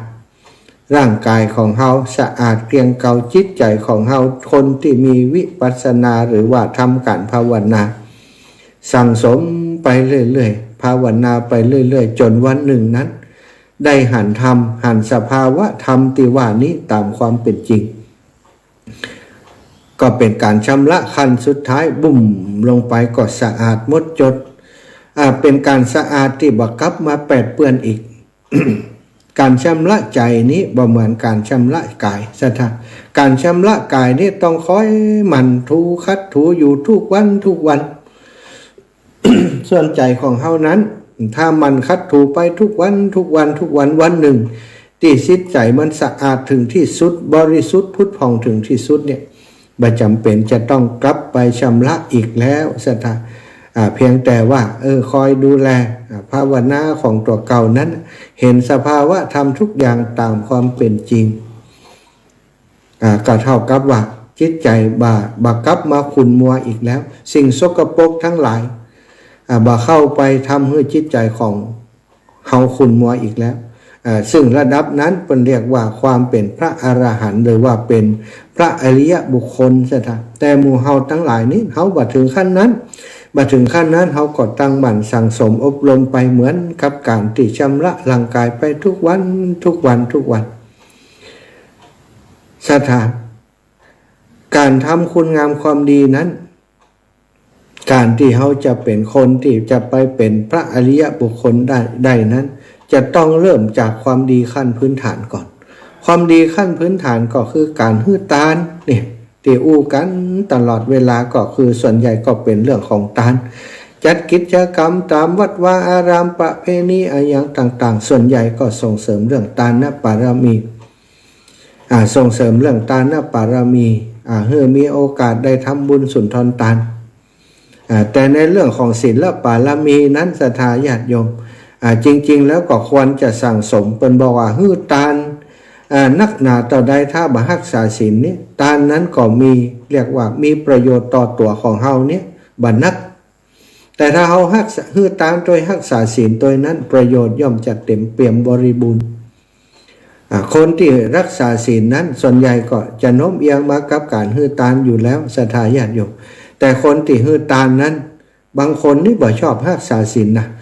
วันนี้ฮื้อทานดิ่มดีวันพุธก็อาจจะไปคดโกงคนอื่นหรือว่าคณะที่ฮื้อทานนั้นก็ยังฮื้อทานแบบที่เงินหรือว่าของที่ตัวเองได้มานั้นอาจจะเป็นของที่ได้มาด้วยความบริสุทธิ์ต้องการจะมาฟอกเอาเป็นบุญฮื้อตัวเก่าเนี่ยจะไปลืมนะศรัทธาญาติโยมบางวัดบางวาเนี่ยที่เฮาไปฟังที่เปิดนั้นได้ยอดปัจจัยนักหนาบางวัดได้เป็น10 ล้าน20 ล้านเป็น100 ล้านก็ดีแข่งยอดกฐินกันนั้นศรัทธาระมัดระวังให้ดีถ้ามีการเปรียบเทียบทานขึ้นมาแล้วนะศรัทธาเปิ้นทำไมถึงทานวัดนั้นวัดนั้นเปิ้นได้นักเพราะอย่างอันเพราะอย่างนี้ต่อไปเฮาไปทานวัดพุ่นดีกว่า ถ้าไปคิดอย่างอันเนี่ยศรัทธาญาติโยมเนาะก็กลายจะเป็นหลงไปหลงคือกิเลสมาครอบงำเฮาทานจะนักจะน้อยบ่ใช่เป็นปริมาณในเรื่องกฐินทานสำหายศรัทธาญาติโยมหันเปิ่นโฟดแข่งกันใน Facebook ก็ดียังก็ดีบางครั้งเนาะมันเป็นดาบสองคมเหมือนกันเนอะมันอาจจะทำให้หลายๆคนมองว่าว่าเดี๋ยวนี้การทำบุญสุนทรทานนี่เฮาทำเพื่ออวดกันก้ายนะจริงๆแล้วพระคุณเจ้าครูบาอาจารย์บางรูปบางองค์เปิ่นก็ต้องการให้เฮาเนี่ยได้ร่วมอนุโมทนายังบุญของคนทั้งหลายที่เปิ่นร่วมบุญกันทำกฐินการทานไปร่วมบุญกับวัดนั้นวัดนี้แต่เฮาเอาไปเป็นในเรื่องของอันวัดนั้นได้นักวัดนี้ได้น้อยอายเปิ่นทำไมเปิ่นได้นักทำไมเปิ่นได้น้อย นักน้อยบ่เป็นประมาณศรัทธาญาติโยมแต่ว่าความตั้งใจในการฮือตานก็ดีความตั้งใจในการรักษาศีลก็ดีเป็นสิ่งสำคัญเราจะต้อง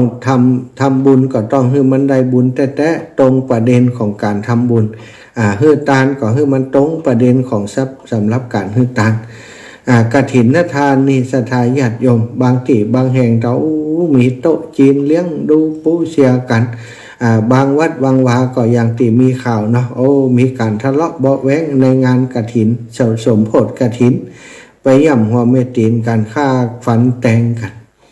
เรามีการกินเหล้ากินยามีการฆ่าสัตว์ตัดชีวิตในงานทำบุญนั้นๆถ้าอย่างอีนั้นเปิ่นบอกว่าถ้าถึงว่านอกลู่เนาะถ้าเป็นลู่วิ่งนี่ไปวิ่งอยู่นอกลู่ไปแห่ศรัทธาลู่ทางที่จะไปสู่นิพพานลู่ทางจะสร้างบุญสร้างกุศลให้ยิ่งใหญ่โดยเป็นตานที่บริสุทธิ์เนี่ยถ้าเขาเกิดไปฆ่าตัดชีวิตเอามาเลี้ยงดูกันเอาเครื่องดื่มมึนเมาเอามาเฉลิมฉลองกันในงานบุญกฐินของเฮานั้นศรัทธาลองคิดว่าเอาบาปไปแลกเอาบุญนะมันจะได้บุญว่าเนาะศรัทธาคือบุญก็ได้ส่วนบุญนะแต่ส่วนบาปก็ต้องชำระเป็นเรื่องของบาปก็ได้บุญก็ได้เฮาเอาบุญล้วนๆบ่ดีกาเนาะนี่คือสิ่งที่สำคัญฮือตานเท่าใดก็แล้วแต่บ่เท่ากันกับการรักษาศีลรักษาศีลเท่าใดสัก100 ปีแต่ภาวนาเลยเนี่ยศรัทธาเสียถือว่าเสียหน้าเป็นสิ่งที่น่าเสียดายเพราะว่าคือรักษาศีลบริสุทธิ์ต่อใดยังบ่เต่าที่เฮาภาวนาคือได้หันสภาวะธรรมต่างๆหรือว่าได้ปั่มเพ็งบารมีธรรมปั่มเพ็งความเพียรต่างๆเนี่ยจนได้หันธรรมของพระพุทธเจ้าอย่างแท้จริงเนี่ยอันนี้คืออุดมการณ์สูงสุดในพระพุทธศาสนาในการชำระล้างจิตใจของคนเฮานั้นศรัทธาญาติโยมนอกจากทานซึ่งเป็นคุณงามความดีขั้นพื้นฐานก็มีการรักษาศีลซึ่งเป็นคุณงามความดีที่สูงขึ้นมาแห่งในอดีตการนะมีท่านไว้หลังนะไว้หลังที่ศรัทธาญาติโยมที่มักจะได้ยินว่าเปิ้นสอนลูกเต้าของเปิ้นนะเปิ้นบอกว่าการสิ่งที่ทำได้ยากก็คือการที่จะเป็นคนดีนะคนดีนี่ถือว่าเป็นได้ยากนะศรัทธาคนดีบ่ได้เป็นได้ง่ายๆคนดีนี่บ่ใช่เป็นได้ง่ายๆนะความดีนั้นทำยากหรือว่าทำง่ายศรัทธาลองคิดดูความดีที่ทำยากเป็นความดีที่แท้จริงในหนังสือโอวาท4ของท่านเลวฝานได้กล่าวอธิบายพร้อมทั้งยกตัวอย่างเกี่ยวกับความดีที่ทำยากนี้ไว้ว่าสมัยก่อนผู้คงแก่เรียนมากมายหลายท่านมักจะพูดว่าถ้าจะเอาชนะใจตัวเองให้ได้ต้องเริ่มจากจุดที่ข่มใจตัวเองคือยากที่สุดก่อนถ้าจะเอาชนะใจตัวเองให้ได้นี่ต้องเริ่มต้นจากจุดที่เฮาข่มใจได้ยากที่สุดเสียก่อนถ้าสามารถเอาชนะได้จุดอื่นๆก็บ่สำคัญแล้วศรัทธาญาติโยมย่อมจะเอาชนะได้ง่ายลูกศิษย์ของท่านคงจื้อท่านผ่านชื่อได้ถามท่านอาจารย์ว่าเมตตาธรรมนั้นเป็นอย่างไรท่านคงจื้อก็ตอบว่าการทำสิ่งที่ยากที่สุดคือได้เสียก่อนจึงจะชนะใจตัวเองได้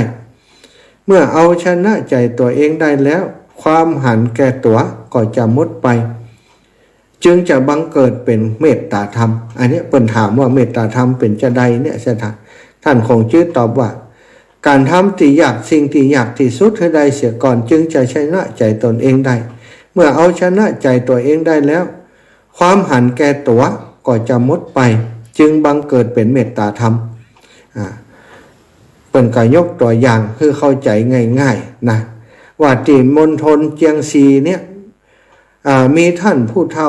จื่อแส่ซูท่านมีอาชีพเป็นครูสอนหนังสือรับสอนหนังสือตามบ้านต่างๆรับการจ้างมาอยู่มาวันหนึ่งเท่าคุณครูซูเนี่ยก็ได้ไปพบผู้ชายคนหนึ่ง เลยมาเล่าปัญหาชีวิตคือฟัง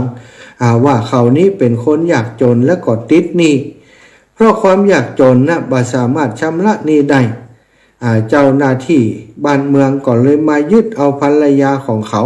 เจ้าหนี้เนาะมายึดเอาภรรยาของชายคนนั้นไปเป็นคนใจท่านผู้เฒ่านี้ได้ฟังเรื่องราวของชายคนนี้บ่รู้จักกันมาก่อนซะท่าก็เกิดความเอ็นดูสงสารสามีภรรยาคู่นี้จึงได้ยอมเสียสละเงินที่เขาเก็บออมไว้จากการที่สอนหนังสือก็เก็บออมไว้ว่าวันหนึ่งที่ตัวเองแก่เฒ่าขึ้นมานั้นก็จะได้อาศัยเงินจำนวนนี้ในการที่ดูแลตัวเก่าต่อไปถ้าบ่มีแห้งสอนหนังสือแล้วนะศรัทธาญาติโยมอนาคตไปหน้านั้นก็จะได้อาศัยทรัพย์สมบัติก็คือเงินที่เก็บนี้เอาไว้ดูแลตัวเก่าแต่เขาก็ได้ทำสิ่งที่ทำได้ยากคือเอาเงินจำนวนนั้นมอบให้ชายยากจนคนนั้นไปไถ่เมียของเขาคืนมาอันนี้ศรัทธาลองคิดพอถ้าเป็นคนอื่นอาจจะทำได้อย่างใดแต่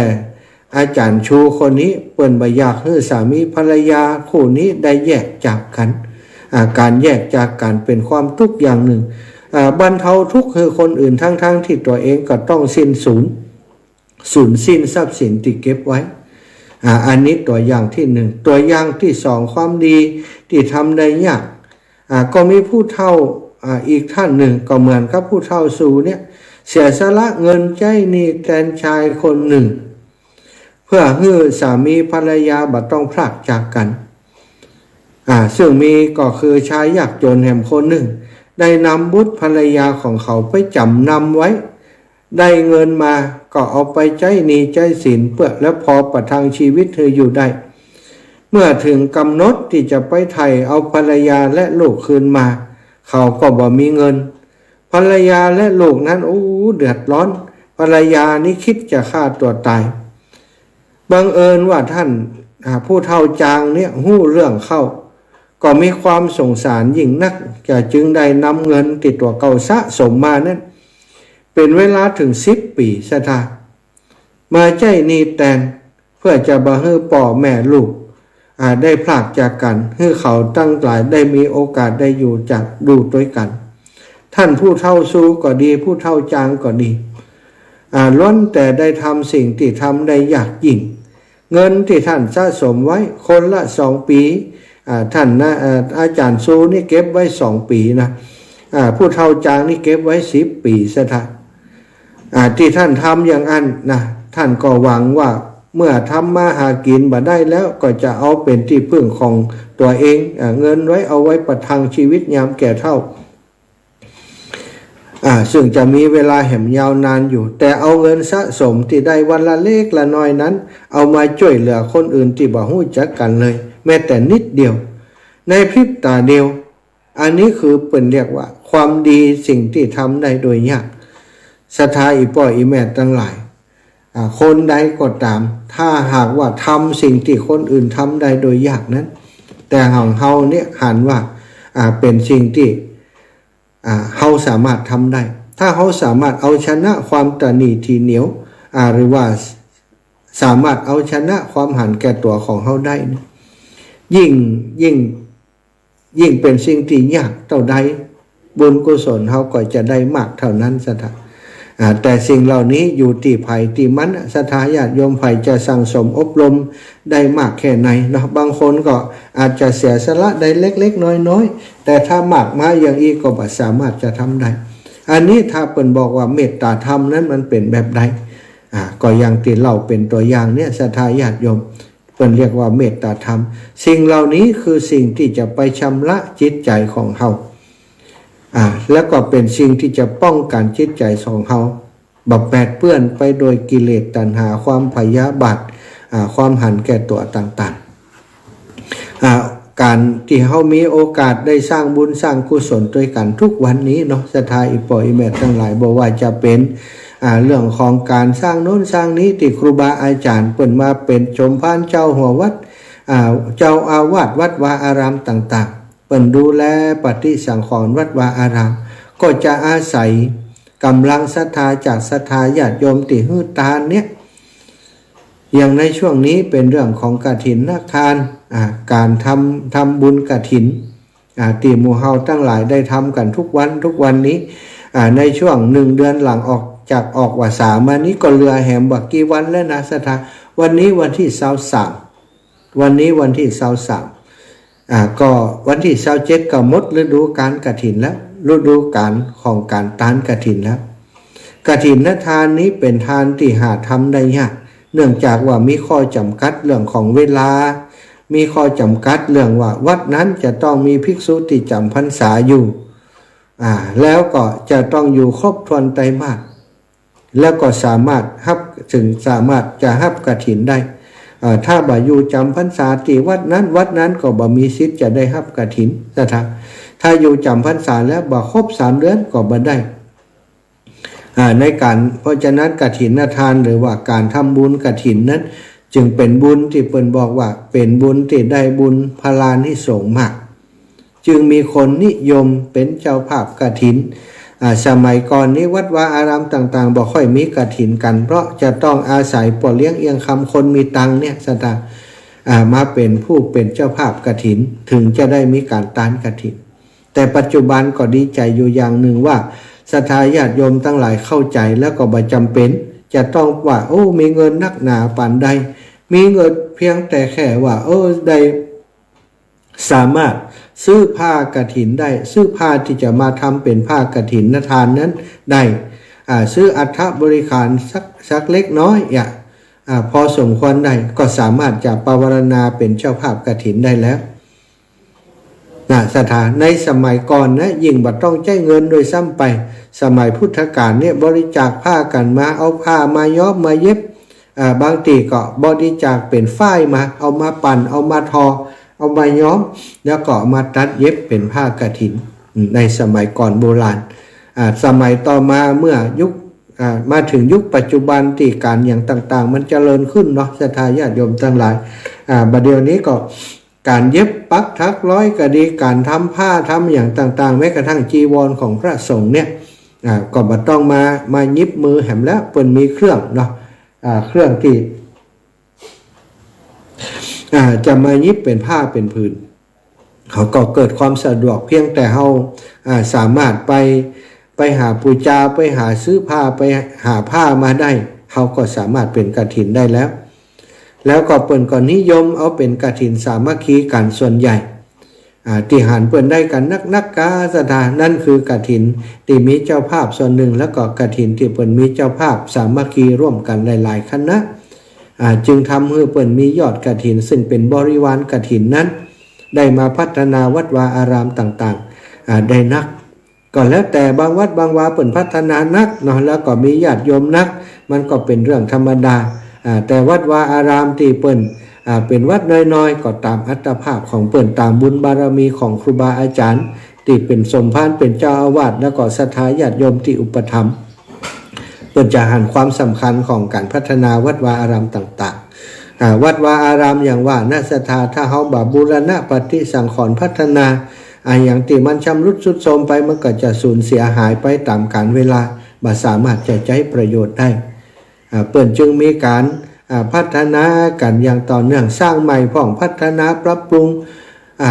บูรณะปฏิสังขรณ์พ้องก็มีอยู่ตลอดทุกวัดทุกวันอย่างที่กฐินที่ยังวันนี้ก็ที่วัดบันกิวเนาะท่านอาจารย์เสน่ห์กาหลงเปิ้นก็เอามาสร้างกุฏิสงฆ์ศรัทธาญาติโยมโอนผ่านทางอาตมาก็หลายท่านอาตมาก็โอนไปให้กับท่านอาจารย์เสน่ห์กาหลงโอนส่วนตัวไปถวายเปิ้นโดยปีนี้บ่ได้ไปหาเปิ้นแต่เจ้าญาติโยมก็โทรมาว่าท่านอาจารย์มาตันก็ว่าเดียวอยู่แม่แจ่มไม่อีแม่10 โมงไปจะ11 โมงให้อยู่แม่แจ่มอยู่คงบ่ตานเนี่ยอีเนาะก็โอนปัจจัยไปสนับสนุนช่วยเหลือเปิ้นแล้วก็ใกล้ๆนี่เนาะศรัทธาญาติโยมจะมีกฐินวันที่24วันผูกก็ดาแล้วนะกฐินที่วัดบรรพตสถิตก็ดาเตรียมสถานที่กันมาหลายวันแล้ววันผูกก็จะจัดดาศรัทธาญาติโยมก็จะมาหาเปิ้นบ่ได้มาร่วมบุญโดยเปิ้นก็จะมาวันดาพรุ่งนี้ก็นัดหมายหลายท่านด้วยกันตะกี้กับประธานชุมชนสันติภาพว่าจะมีอย่างพ้องท่านอาจารย์จะฮื้อได้อย่างพ้องก็บอกว่าเอาตามศรัทธานั่นแหละมันผูกจะไปหาประมาณ9 โมงไป10 โมง ก็ไปพอที่เปิ้นดานะศรัทธาไปให้กำลังใจเปิ้นวันบ่ใจว่าโอ้ถึงวันที่25มาปุ๊บโอ้อันต้นสตังก็มีอายังก็พร้อมเนี่ยอยากจะให้เปิ้นมีความพร้อมเปิ้นจะได้สบายใจมันถูกก็จะไปตรวจตาดูละ หมู่บ้านสันติภาพบ้านสีพูนทรัพย์บ้านธนวันนะแล้วก็จะไปแอวหาแม่สมจิตใจเย็นตัววันพุกนะก็เป็นวันดากฐินอันใหญ่ที่บ่ครบบ่พร้อมจะได้ช่วยกันต้าเตรียมให้มันพร้อมแล้วก็วันที่25เนาะเป็นวันตานกฐินของวัดบรรพตสถิตเนอะศรัทธาก็ขอบอกบุญกับศรัทธาเท่าแก่อีปอยอีแม่ทั้งหลายพี่น้องต่างจังหวัดด้วยเนอะ จะไปละไปลืมกันนะวัดบรรพตสถิตของท่านอาจารย์พระมหานพดลสุวรรณเมธีก็มีหลายอย่างตอนนี้คือสร้างห้องน้ำศรัทธาสร้างห้องน้ำก็แปะกา วัสดุอุปกรณ์บางส่วนเปิ่นก็บริจาคมาเนาะศรัทธาบริจาคเป็นชักโครกก้าไออย่างต่างๆสุขภัณฑ์ต่างๆเนี่ยเป็นบริจาคมาส่วนหนึ่งแล้วก็ซื้อหามาส่วนหนึ่งอุปกรณ์ต่างๆเป็นปูนอิฐปูนหินดินทรายอย่างต่างๆเนาะเป็นเล็กเนี่ยก็ต้องไปซื้อไปหามาท่านอาจารย์ก็จะเอามาสร้างห้องน้ำเพราะว่าวัดที่นี้เป็นวัดสำนักปฏิบัติธรรมแห่งที่4จังหวัดลำปางมีการอบรมสัมมนาตลอดทีหนึ่งก็200-300 คนก็มีนะ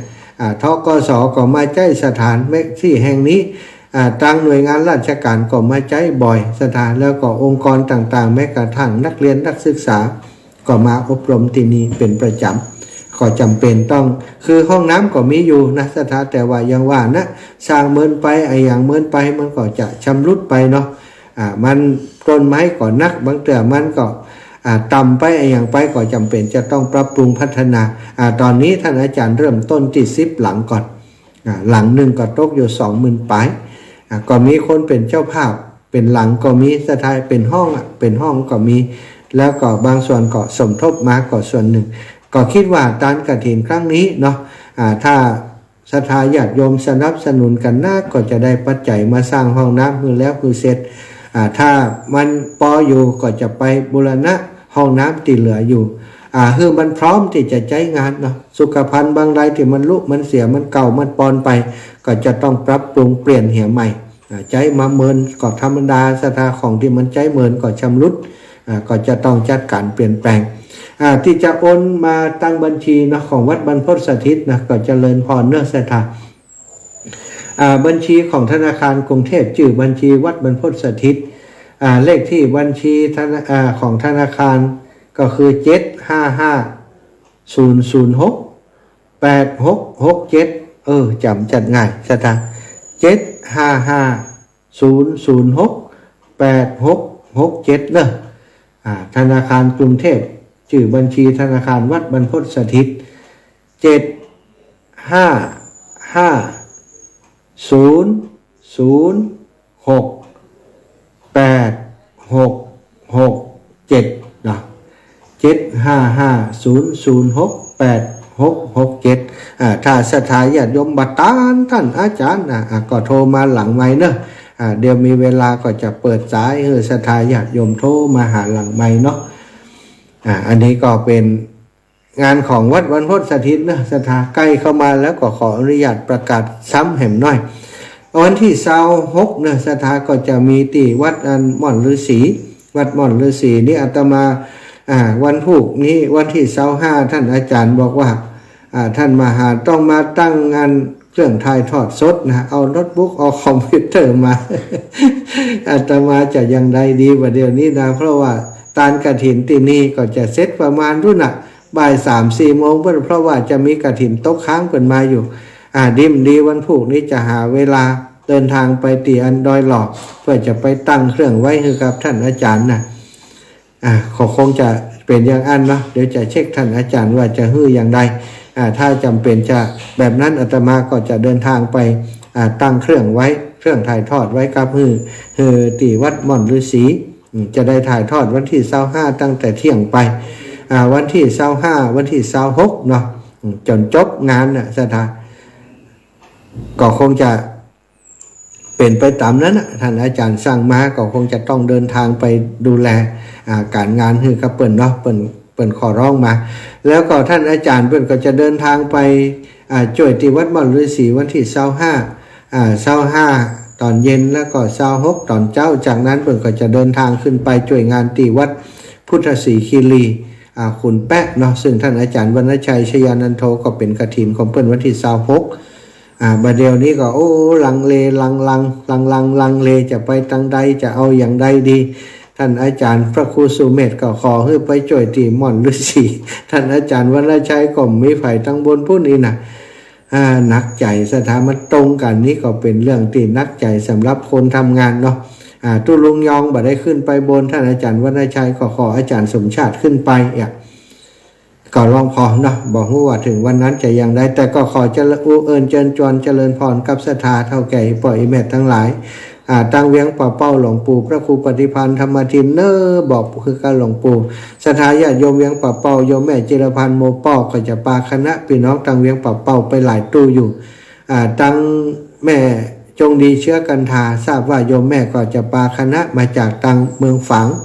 มาร่วมบุญที่วัดม่อนฤาษีเหมือนกันเนาะของท่านอาจารย์วรรณชัยก็เช่นเดียวกันทราบว่าศรัทธาญาติโยมอาจจะขึ้นไปให้กำลังใจร่วมบุญกฐินของท่านอาจารย์โดยที่ลำปางของเฮาวันที่26ก็ของท่านอาจารย์พระครูสิริธรรมบัณฑิตเนอะศรัทธาปล่อยแม่ตั้งหลายในวันที่26เนาะภายที่ลำปางบ่สามารถจะไปเชียงใหม่ได้เนาะก็ฝากที่อันของท่านพระครูสิริธรรมบัณฑิตเนาะเคยปล่อยแม่ทั้งหลายเป็นน้องลำปางเฮาโดยใจช่วยกันดูแลเปิ้นจิมและตะกี้ได้รับอันข้อความจากครูบาอาจารย์ท่านหนึ่งท่านอาจารย์พระครูท่านอาจารย์จากวัดเจ้าคณะตำบลหัวเสือเขต2เนาะวัดหัวทุ่งว่าจะมีการรอพระเจ้านะศรัทธาญาติโยมรอพระเจ้าในวันที่25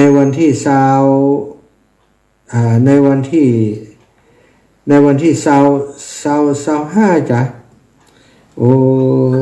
เอาไว้ใส่เสร็จแล้วได้ว่าได้ส่งลงนี่แหมะสถาเปิดสายให้สถากันแล้วกันก็เดี๋ยวก็เอาไปประกาศหลังนั้นช่วงกลางคืนเนาะของท่านอาจารย์วัดหัวทุ่งเนอะผมมาค้นให้ในนิมป้าให้มั่วอาจารย์ต้องเขียนเอาไว้เอาสถา0808844173เดี๋ยวจะว่าวันนี้ท่านอาจารย์ว่าอินดูกันรู้อยากจะโทรหาอยากจะ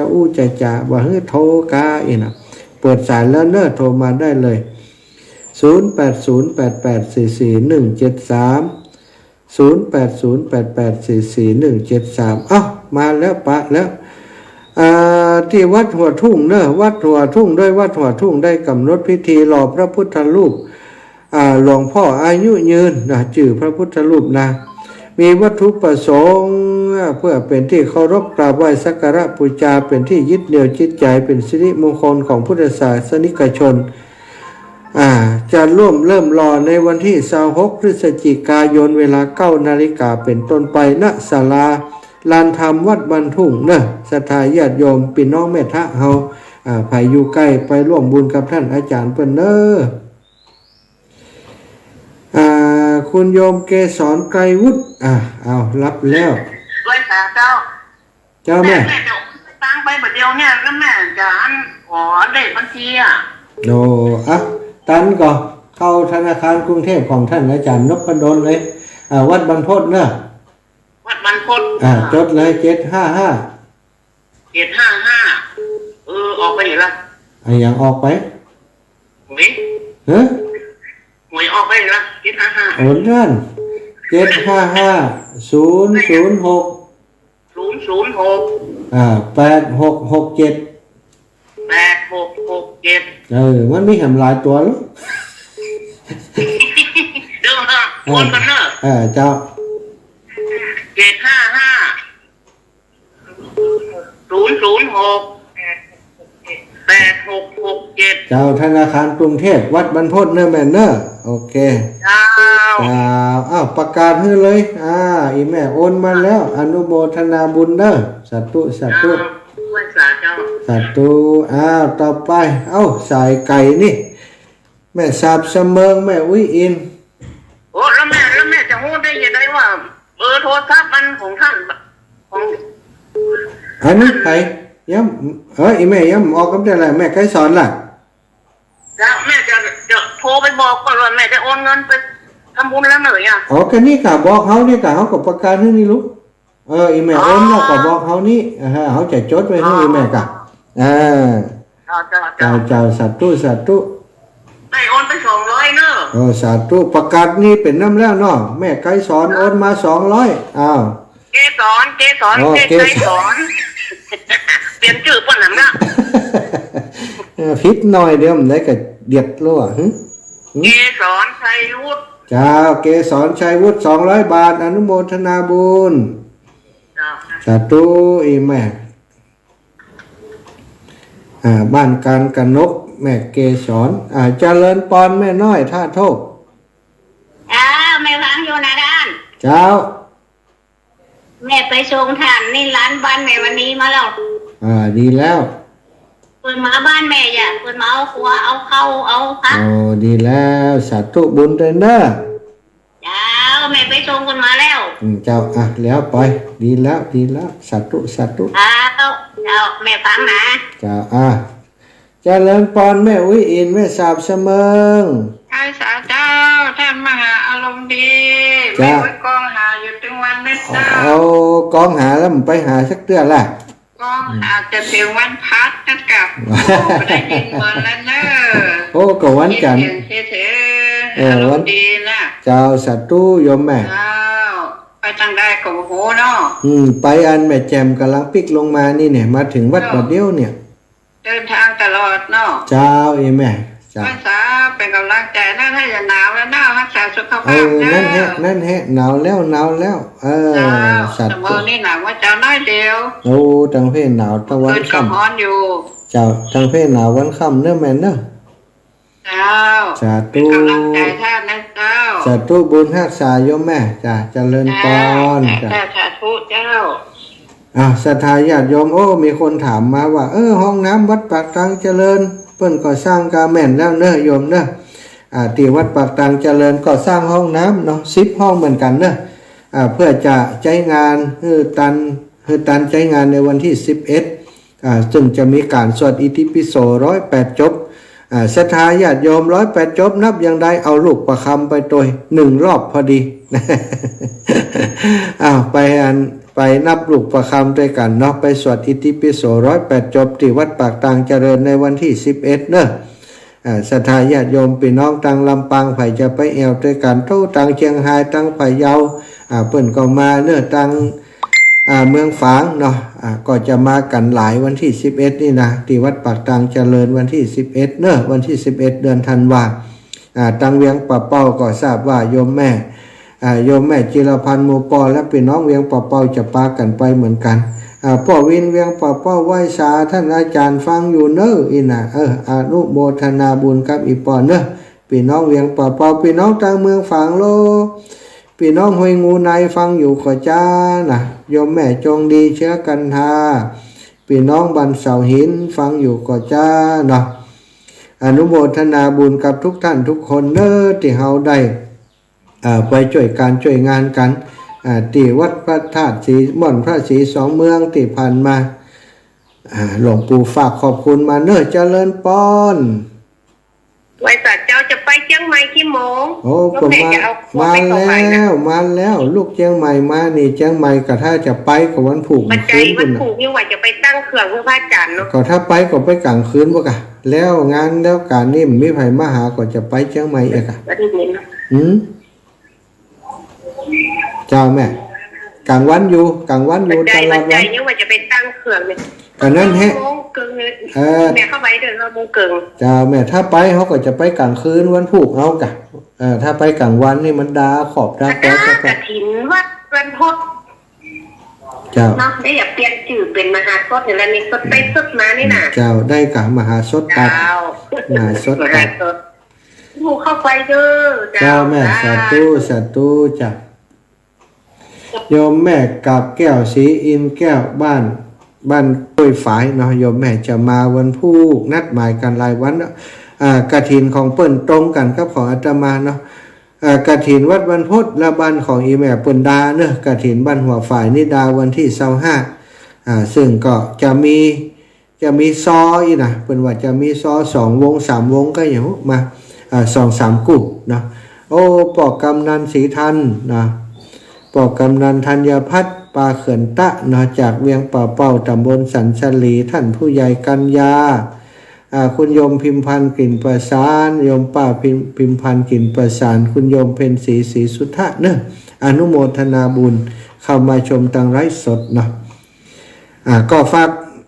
งานของท่านอาจารย์จิมเนาะสถานวันที่11ที่วัดปากตังเจริญอำเภอดอยหล่อจังหวัดเชียงใหม่จะมีการสวดอิติปิโส108 จบศรัทธาญาติโยมภายที่ตั้งใจไว้แล้วโอ้แบบบ่เย็นจะไปตัวกันนี่จะเลินปอนอีแม่เจ้าไปไหนมาเนี่ยไปแม่แจมมาอีแม่มันจะอยู่ในย่างไม่หนอท่านแฮะบ่เบตั้งการลดลำเดือนนี้จะแปะอีแม่นี่แปะเลยเจ้าแม่ก็อยู่วัดประตูต้นพึ่งมาเนี่ย3 โมงนี่นั่นกับประตูต้นพึ่งหลวงพ่อก็เอาน้ำมาถวายเอามาร่วมเป็นห้องตาลนี่103 แพ็คก็นี่แม่ได้ไปจุดเป็นซากกันบวชปุ่นล่ะบวชปุ่นลูกของน้องพ่อละอ่อนเจ้าห้องครัวเสร็จแล้วยังเสร็จแล้วก็หลับจีนนี่ลูกสาวหลับจีนพี่ดาวหลับจีนนี่โอ้ก๊อกกะก๊อกนึกว่าหลับ5น่ะดีแล้วเขาต้องหลับจีนเขาไปหลับ5ดีกะเหมาะเนอะวันหลังจะได้ไปเอวเจ้าสาธุบุญรักษาเจอกันสาธุแม่บุญรักษาแม่เนอะเจ้าสาธุแม่บัวเย็นจันทบนะบ้านศรีหมดเก้าโทรมาให้กำลังใจพระลูกพระหลานอนุโมทนาบุญก็ฝากแหมนะวัดปากตังเจริญวันที่11สถานอาตมาภาพนะก็จะไปร่วมกิจกรรมแต่จะไปตั้งแต่วันที่28เนอะจะกูจะไปรถเที่ยวนี้จะเดินพอมันกี่วันจะไปถึงปากตังเจริญ จะเดินไปทางบ้านสันเมืองยาวไปทางกาดทุ่งเขียนออกทางบ้านสันเมืองยาวทดทางบ้านนาน้ำมันนะบ้านนาน้ำมันบ้านนาบัวบ้านอย่างก็บ้านทุ่งหลวงออกทางพุ่นออกทางทุ่งหัวจ้างออกทางเมืองลี้ละปูนนะจะเดินไปทางสายนี้เพื่อจะได้ลัดป่าลัดเขาไปจะไปถึงกันดอยหลอไปจอมตองดอยหลอวันใดบอกว่าเสถาถ้ามันตันถึงพุ่นก็จะอาศัยเขามาฮับเอาเนาะ มันถึงยังได้คือเขามาฮับเอาเจริญพรนี่แม่ซิมมุนีแก้วจะเปลี่ยนตั้งใจเลยเนี่ยว่าเจนฟังมาได้เมื่อไหนนั้นไหนโตเตี้ยดีแล้วพ่อแม่เจ้าสาธุเจ้าแม่ย่าซิมมุนีแก้วโทรหากันประจำใครมันนะเจ้าแม่สาธุแม่ย่าซิมมุนีแก้วเนอะก็จะช่วยงานครูบาอาจารย์ช่วงเดือนธันวาเนี่ยโยมพ่อโยมแม่ทั้งหลายเนาะสิ่งที่ทำได้ยากถ้าเราทำได้นะมันก็จะเป็นบุญของเรามีคนถามว่าบ่เดินบ่ได้ก้าทุดงนี่อันตรายนะก็มาตั้งใจเห็นแล้วศรัทธาตั้งใจว่าถ้ามีกำลังแรงกายถ้ายังเดินได้ก็จะเดินบ่ได้เดินเพื่อตัวเก่านะศรัทธาเพื่อตัวเก่าก็คือคัดเก่ากิเลสของตัวเก่าเดินเพื่อความอดทนของตัวเก่าเนี่ยเดินเพื่อสร้างสมบารมีแล้วก็เดินปัจจุประสงค์เป้าหมายไปช่วยงานครูบาอาจารย์เนาะเจริญพรแม่เจ้ากราบไหว้เจ้าพระอาจารย์เจ้าโยมแม่ถนอมไปเรียบร้อยเด้อแม่ถนอมมาถึงบ้านเนี่ยแม่ถนอมต้องเป็นสะพานบุญได้มา10,000 ปลายก่อนนี่วันนี้แจ้งมานี่โทรมาแต่เจ้าจดไว้จิมท่านอาจารย์นี่นะเดือนนี้อัดบันทึกไว้ฮะจดตันก็ตันจดตันก็จะเปิดเทปของเปิ่นใส่บึดนะเจ้าแม่ประกาศให้คนโง่เจ้าสบายดีก่อนจังไหนมันแห้งดีเสียนั่นอยู่ดูแลตัวเองนี่ก็คือเติมหาใครไปหาประตูแต่ตึงไปยากเนาะแม่เนาะงานหลายอย่างยากงานหลายอย่างมาฟังโอ้โหเดินไปจังไหนวันนี้ก็ไปแม่แจ่มพุ่นไปตะวาไปนอนพุ่นแจ้งแม่เจ้าก็ร่วมพิธีแล้วก็เดินทางกลับอีแม่ หันแล้วหันแล้ว จ้าเนาะสาธุนะแม่นะเอ้าเวลาหมดเวลา เจ้าสาธุจ้า อ้าวยายพรโลกหัวแดงอ้าวยายพรด้วยพี่พรกับยายพรนี่นะตัวไม้จ้าเนี่ย ไม่ยายพรเอาอู้เห็นหน่อยโอ้รับปีไงยายพรโทรศัพท์ดีครับแม่ยายพรโทรมาแล้วเนอะรับทราบแล้วเนาะก็ขออำนวยพรให้ศรัทธาญาติโยมท่านเจ้าทั้งหลายที่ติดตามรับฟังรายการสารธรรมยามค่ำให้ได้อยู่ดีมีสุขอายุมันขวัญยืนกันทุกผู้ทุกคนจัตตารโอธรรมาวัฏันติอายุวันโนสุขังภะลังขอบคุณทุกท่านที่ตามตั้งไลฟ์สดเนอยมแม่คำมาแม่เดือนเพ็ญนะสาธุโยมที่พิมพ์พันธ์กลิ่นประสานแม่นก็ฮะที่กรุงเทพครับก็ว่าพิมพ์พันธ์กลิ่นประสานทางไหนมั้งเจริญพรเด้ออนุโมทนาบุญทุกท่านทุกคนอยู่ดีมีสุข